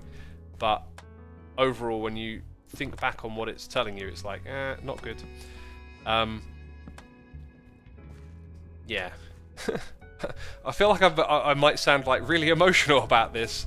Getting quite passionate about my opinion on it all of a sudden. Didn't know. I guess the more I think about it, the more I realise how disappointing it ended up being, and how much of it was like just built on the love of the characters and the world that was established in those first seasons, right? Yeah. What other things came to mind? Oh, so in the battle, yeah. So like, do I even need to list like how ridiculous it all is? The battle's got moments in it that I don't think you can sell with like good writing. It just doesn't make sense to like end it so quickly like that. You know, they made them into this like unbeatable force coming from the north, and then yeah, I don't know. Not good. It's just not good. Yeah, I'm trying to build like a little bit of a sort of centerpiece here to kind of perhaps divide away the sky and make it feel like it's got some more depth, which I feel like this is doing. It probably just needs like a little extra color in there or something.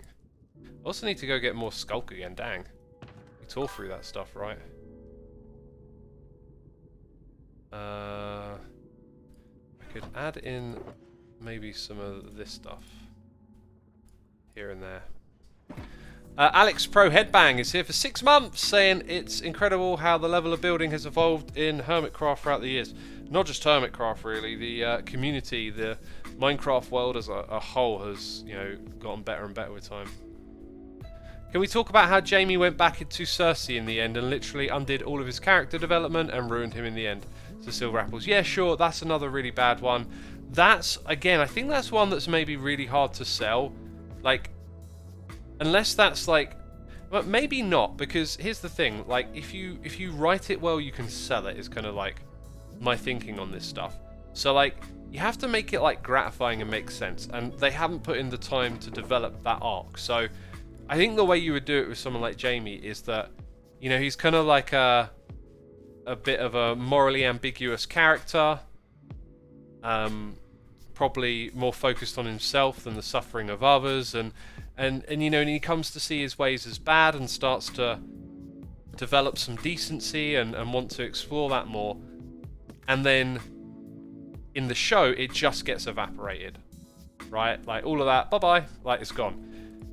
If there were some events leading up to it that would, like, steer him back to her and make it like a downfall, like it's a terrible thing, and he kind of ends with a sort of arc of misery, you know? Like, he gives up and knows that this is terrible, but that's the fate he's going to choose. But it's just not like that, is it? It's just they're just finding ways to tie up little things that they think people care about. What happens to so-and-so? What happens to these lot? And it's really lame. Oh, let's jump around this bit properly. Yeah, I think that might just give it a little more contrast. Doesn't need to be anything spectacular, really. Just, yeah, it breaks it up a bit.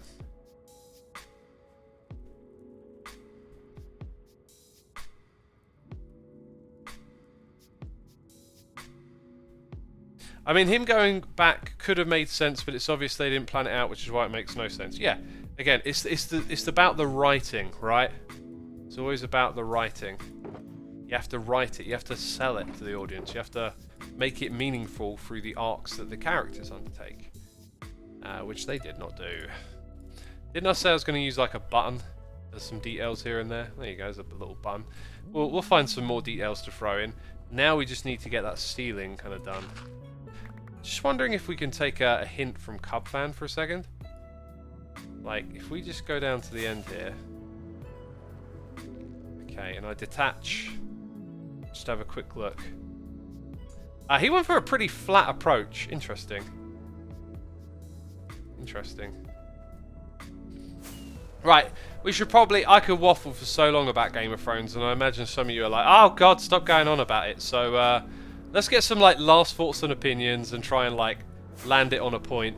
And by the way, we got 1,300 peeps tuning in. Thank you everyone for coming by, and be sure to hit that follow button here on the twitch.tv/theXisuma.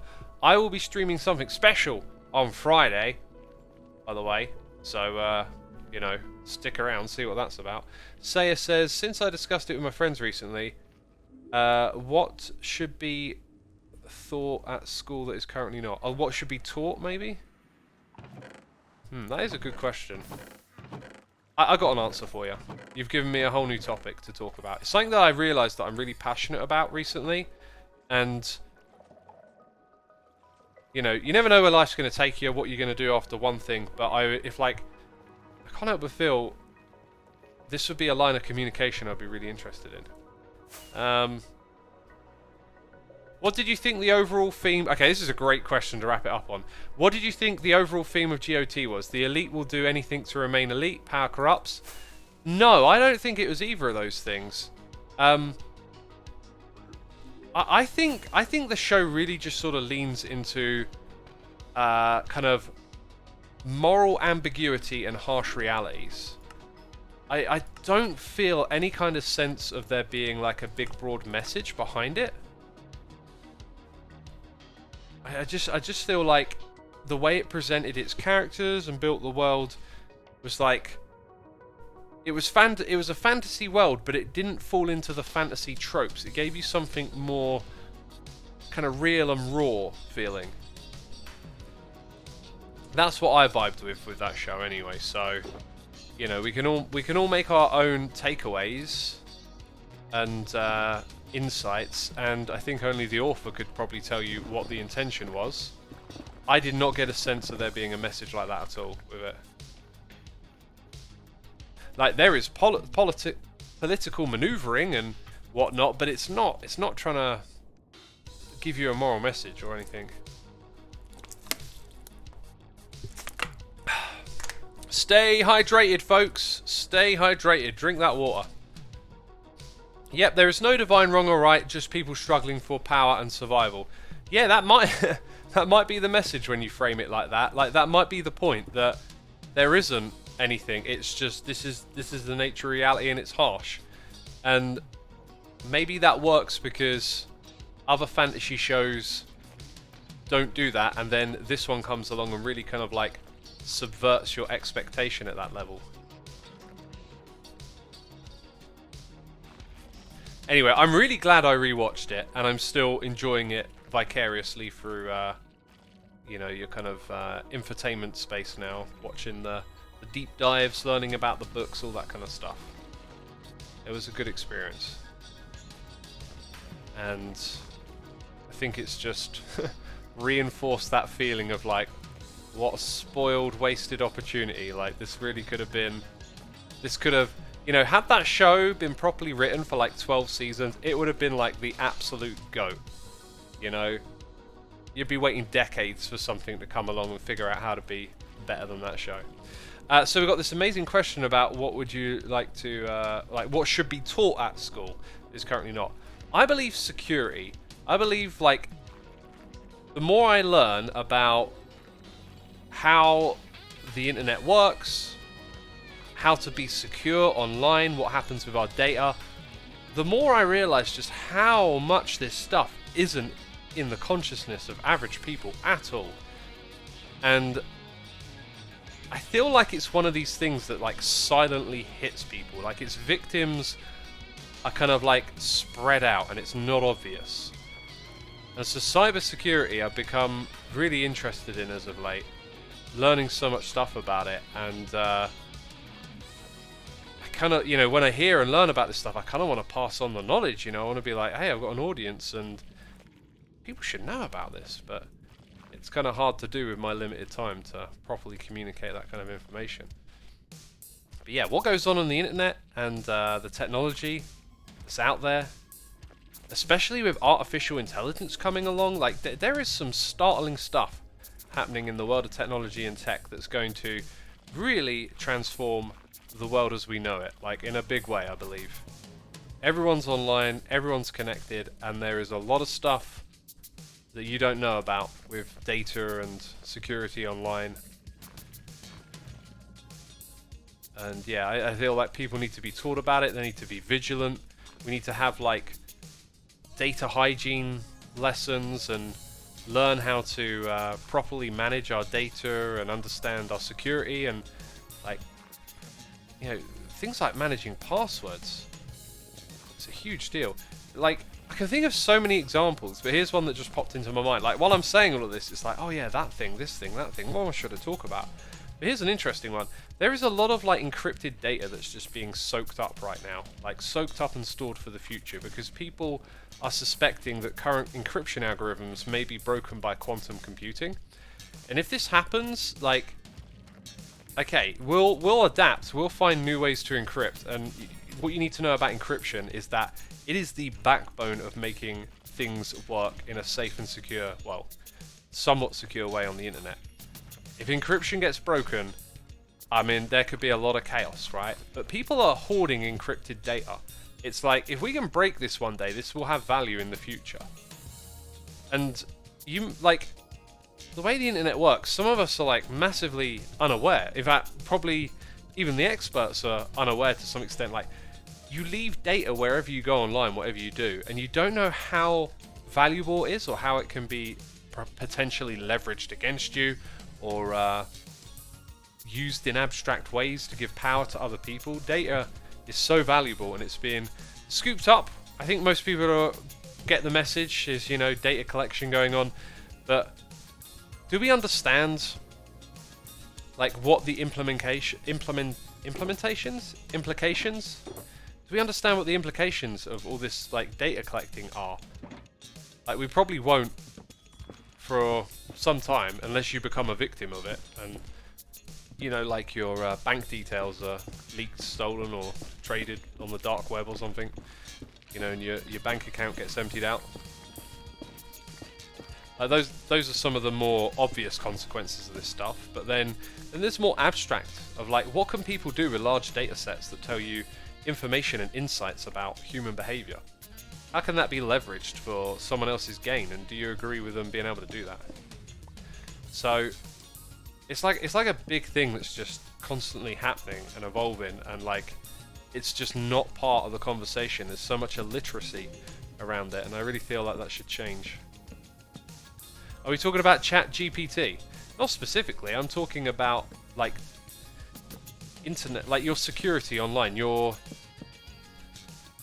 There's a, I don't know, like maybe a fundamental lack of understanding of just how much value your data has and where on the internet it's going to be pinched from you, and there's all these different angles I could talk about for it.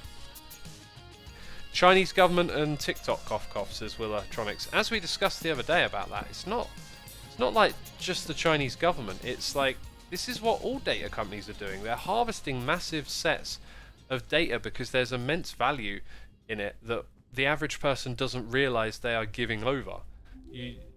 When you have, you know, these algorithms and powerful computing systems to really like get into the weeds of like all of this data and glean information from it, the things you can learn about human behavior can be leveraged in all sorts of different ways. And it's, to me, it's like scary, the amount of this stuff that's happening, and people just have no real understanding about how their data is handled or what they should be doing about it.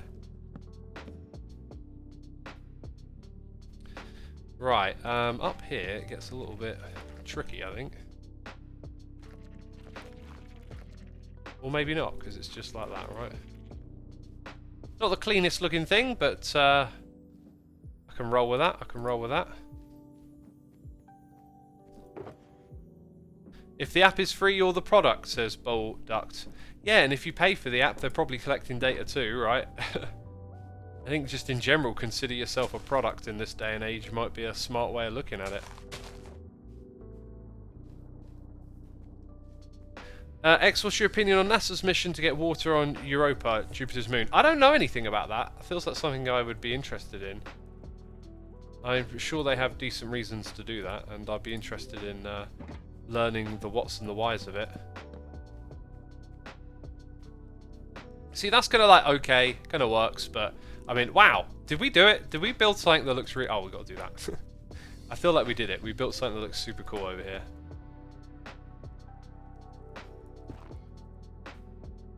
One thing I can talk on a lot is like password security.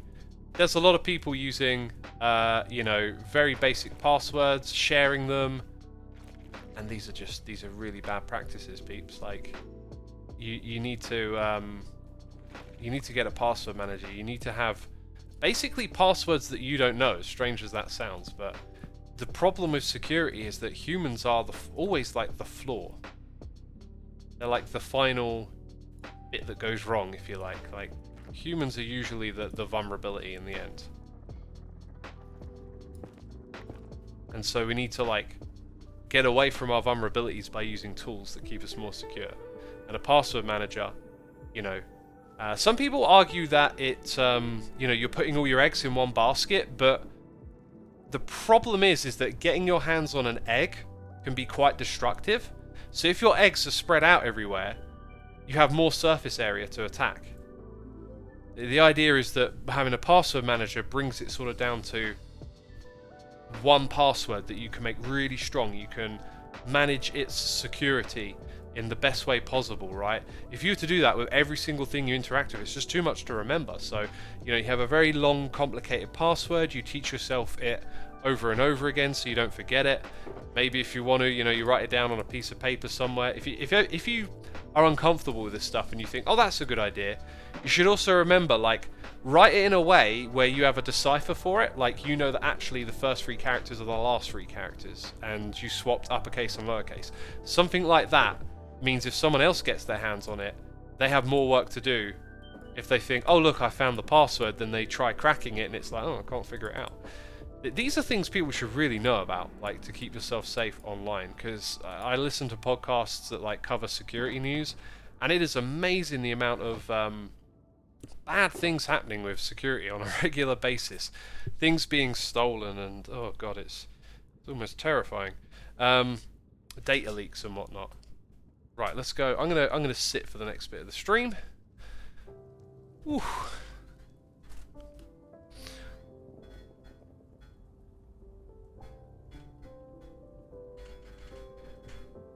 Just went back and watched Zed and Etho making that music contraption. Absolutely genius, says Amchad. Awesome, awesome. 2FA is also one of the good security options, says Tomanex. It is. 2FA at this point should be a minimum. It also has its flaws. If someone's targeting you, you know, 2FA can be circumvented, most often through, you know, humans being the weak link. Being able to socially engineer is a big deal. But, like, the top people in the industry are moving away from 2FA already. They're trying to implement passwordless systems where you don't actually need to, like, know or remember anything. That's what they're sort of considering to be the best. Right, chat. So, like, details are cool. What details can we, like, throw into here? We need to do, like, a details pass, I think. I kind of like the idea of maybe some trapdoors and buttons. Let's put these on the inside here. I kind of like the idea of putting a lantern somewhere in there, but the light level in there is just perfect. I don't think we need to add any light sources. We've thrown in things like ferns. Mushrooms. Yeah, I could put a couple of mushrooms in. I think we're looking a little further away from those kind of details now. They'll have their place. In fact, they're pretty cool. I like that. So yeah, there's a few of those. But like, what are the other things? I can't find the right words to describe what I'm trying to say. And I don't think I will try. I think like I'll see what all of y'all are saying, and maybe some ideas kind of click, and it's like, yeah, that's what I'm talking about. Path blocks, no, I don't want to change up the palette, redo any of that kind of stuff. I'm kind of happy with maybe just like that. Yeah, that's kind of cool. Didn't we have dead bushes? I seem to remember. Oh no, we did. We had like one. And I put it there. A campfire. Yeah, an extinguished campfire. I was about to say the light from it. Yeah, maybe storytelling blocks is a better way to describe what we're after. Oh, it would be in. Yeah, it would be in here, wouldn't it? We can put it out with a shovel.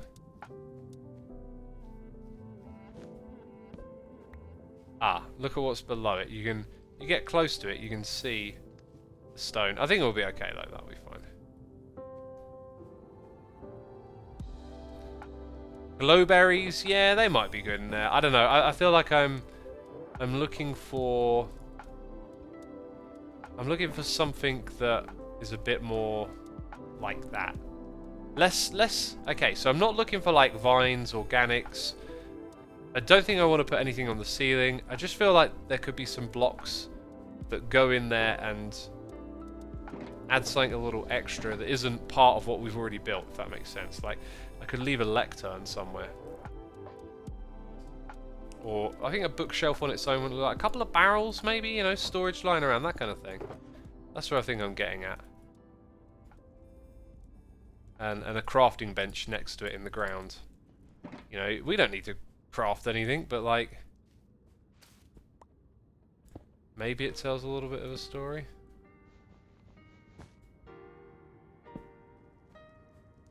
There's like a barrel there if anyone can be bothered to look. And another one here. Yeah. What else might you have? Oh, flower pots with flowers. That's a cool idea. Or without flowers, even. We could put a couple of spruce saplings in.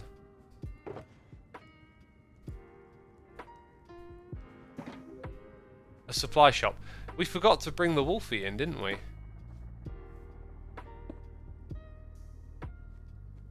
That's very nice. Right, I think I'm kind of good with that. Cauldrons, yeah. I don't want to overdo it. We put in a couple of subtle things, and I feel like that's all you need. You can spend all day adding in details, right? And sometimes you just want a balance where it's like, okay, that makes sense. I think I got that. Right. I know we don't need 19 leaves, but yeah. I'm going to need to pick up some of this on the way. Just wanted to fill that in. Oh yeah, the front here was another place. I was just looking at that and thinking, I don't want to change much of that. I might come back to that later. Let's focus on getting our furry friend into this space. It might be a bit tricky to deal with. I also got no idea where they are actually anymore. Like, we haven't seen them in a while, and we've been here for a while, so...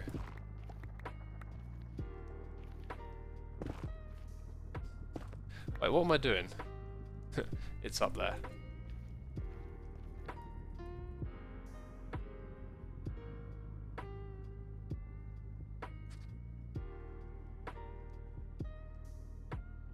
Oh, just out of range. Gotcha! Go on, buddy. Come on, make this nice and easy. Oh, wow, that's like a big old blob there. Make this nice and easy for us, yeah? I'm not going to drag you into the fire or anything. I'm not a meanie. I think this guy's down to play. Yeah, you're not freaking out or anything, are you?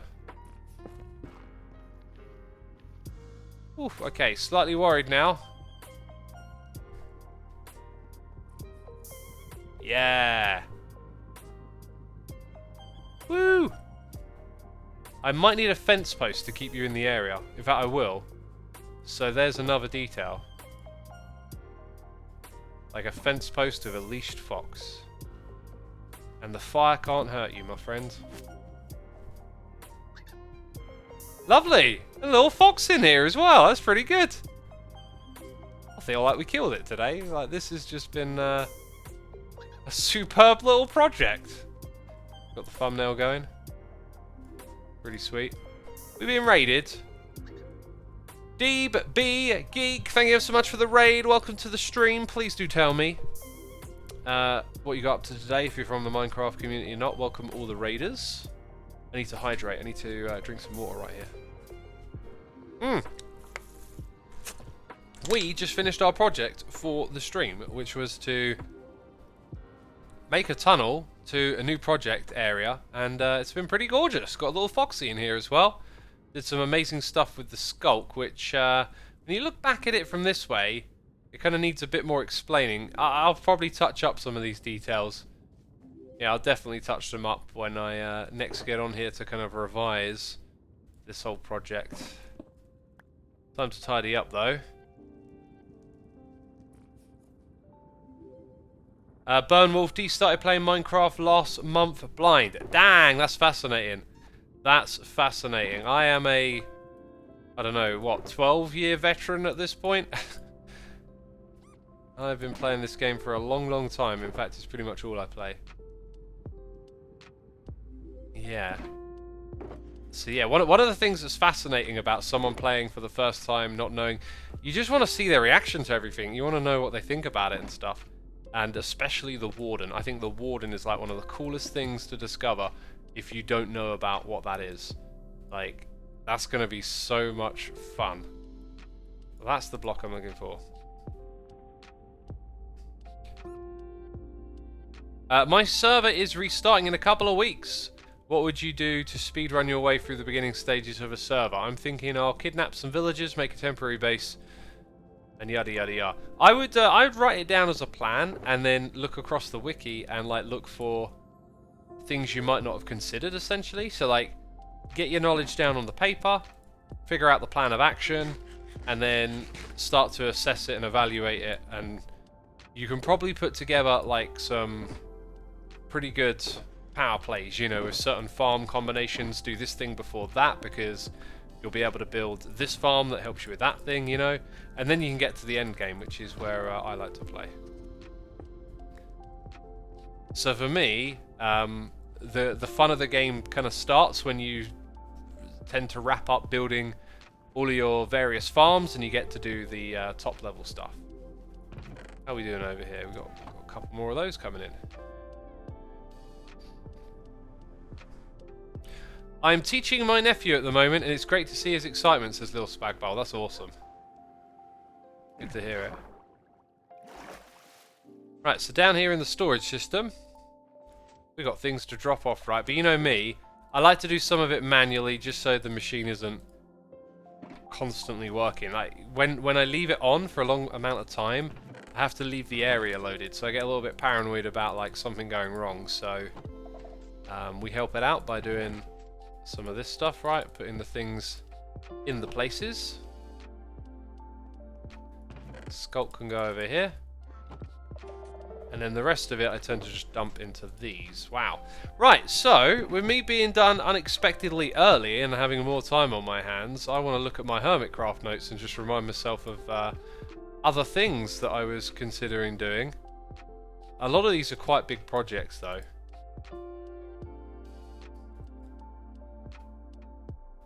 Yeah. That's done, that one. I guess I could go check up on my shops and potentially stock them up. I think that would be a smart move. And if I need some sorting done, there's no reason I can't bring my camera account on now to hold the area. So I'll do that before we head over there.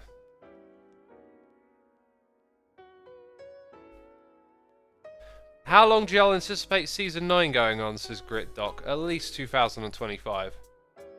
At least 2025. Let's get the AFK profile, grab the camera account. Get that thing loaded up. I've noticed the Minecraft launcher has gotten really slow at switching accounts. Oh, they're empty? I guess those need to go back in the bone farm, right? What are your thoughts on XP's new 2v2 TCG Stadium? I think it's going to be awesome, is what I think. And I'm excited to play it. I'm hoping I'll get to play it soon. Right, let's see. So, empty ones go in here. Oh, they need to get used before these empty ones, don't they? Eventually, the idea is that, like, I'll slowly rename all the shulker boxes over time. I really want to develop this area down here with some more storytelling. We talked about the shards earlier today. There's a few other things like that where I'm like, yeah, it'd be nice to actually just get that stuff kind of in there, like keep those stories from the season down in that area. Right, so as for sorting items out, I hear some noises in the air, I'll get to those. The grass can definitely go straight over here. No need to pump all of that through the system.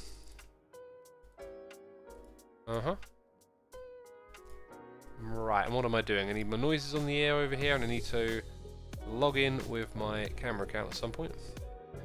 We've got a noise in the ear from Ben the Improbable for 2 months, and apparently it's my 2 months. Cheers. And White Tired Cow is here for 4 months, saying 4 months. Oh, exciting. This means I've had a kitten for 3 months. She's still a bigger fan of Xisuma than I am. She likes to sit and watch when I have the stream on my TV. That is so cool. That is so cool. Thank you for sharing that. I've got 1,500 peeps tuning in. Be sure to hit the follow button if you're enjoying the stream. Thank you all for coming by today. We reached our sub goal earlier, which is amazing. Oh wait, no, that don't go in there. That don't go in there. I'm skipping all of that. I'm putting it straight over here. Trying to reduce the amount of time. Right, let's log in with that camera account. And what's that? I'll put those wall blocks away too. Got some ancient debris in there. I don't know if I've actually got a slot for that anywhere. We'll soon find out. Okay, let's get this camera account over here.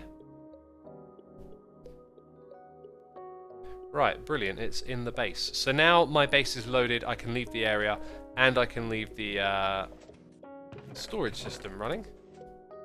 Whoops, that's my bed. That's not supposed to be in there. I feel like this has been a bit overdue. Also, was any of those had like something I was using in? I don't think they did. Cool. Yeah, we're looking pretty clean. Bam. All right, sorting will now happen.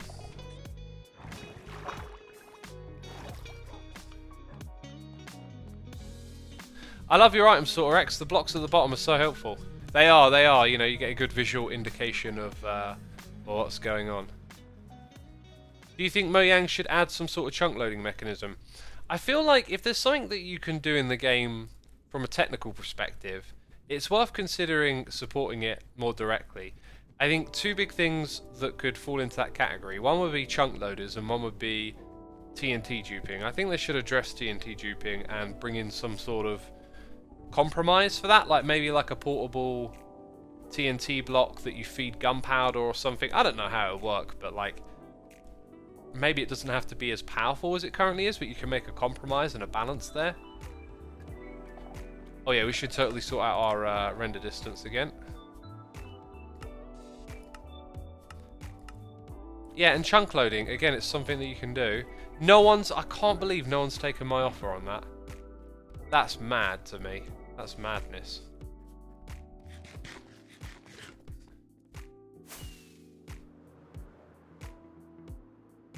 Xisuma, do you think the voice chat mod will ever have a way for people in group calls to hear local chat as well? From what I understand, if two people are in a call and someone tries to say hello while they're in a group, the people in the group won't hear the third one. No, you can set up a channel to do what you just described. That's absolutely possible. Wow, no new customers? Like, usually I'm over here and it's like profit, profit, profit. But no, apparently not. Right, another thing I need to do at some point is get back into this project behind me. I don't have a crazy amount of loose threads really at the moment, but that's one of them. Just got to finish the structure really on the side. The issue was just the amount of blocks that I needed. In fact, if I'm going to do that, why don't I prep myself for the future and just do that right now? Then I can start putting those blocks to one side, and maybe one day I'm like, okay, today's the day, I'm in the mood. Jevin joined the game. Just letting you know that Jevin joined the game. So when I come over here, right, this is a really old project. In fact, how old is it? It's not one of these first ones, is it? Blaze Bone Tower. So when I turn that on and we do this, we can see what is yet to be built. And you can probably tell my frustration is just the insane amount of different textures that goes into this. So as much as I love the building, it's very different creating something like this in creative mode to survival. If I go to this material list and refresh, write to file, that file there will help me get together some of the things that I need. So we're going to open it, minimize that, and then I'll turn this off. No longer need that. No longer need it. Make school in chat. You can set up groups to be open in the config, then local voice keeps working. I think it's a new feature. There you go. Maybe it involves configs. I thought it involved what channel type you set up. But the names aren't intuitive to me. Mark Zero says, remember all the missing diamonds from Ren the King? Could it be that Mumbo ended up with them? Have you not been watching Mumbo's recent episodes? Answers are there for you.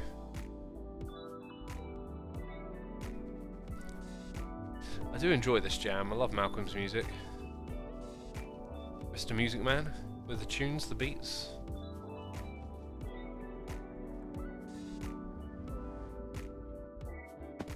Now, Mumbo got those mining, says Willie. I am Will. Well, someone didn't see the Mumbo prank at the beginning of the stream, because you'd know that that is completely false. Based on our discussion with Mumbo. Right, I'm just going to have a quick look at that material list, because I opened it. Yeah, it's a lot of like random stuff. I'll have to think about how to get all those materials over there. Take an age just sorting through the system, trying to suss out what's what. But great stuff today. Like, I'm really happy with how we hammered that out. That went really well. I think I'm going to wrap up my stream here because we've done all that we need to do. So I'll go find someone to raid. I'll also say, you know, hit the follow button if you enjoyed it. Thank you everyone for tuning in. Thank you for helping us hit the sub goal. Big thank you to everyone who subscribed, resubscribed, donated, and cheered. Thank you to my mods, my patrons, and the people gifting subs. Y'all are very much appreciated. And today I think we'll go raid like a random Minecraft channel. So I'm going to go down, down, down, sub 100. Okay. Okay, I'm going to pick this channel. Wait, where did it go? There we go. Comfy Fies.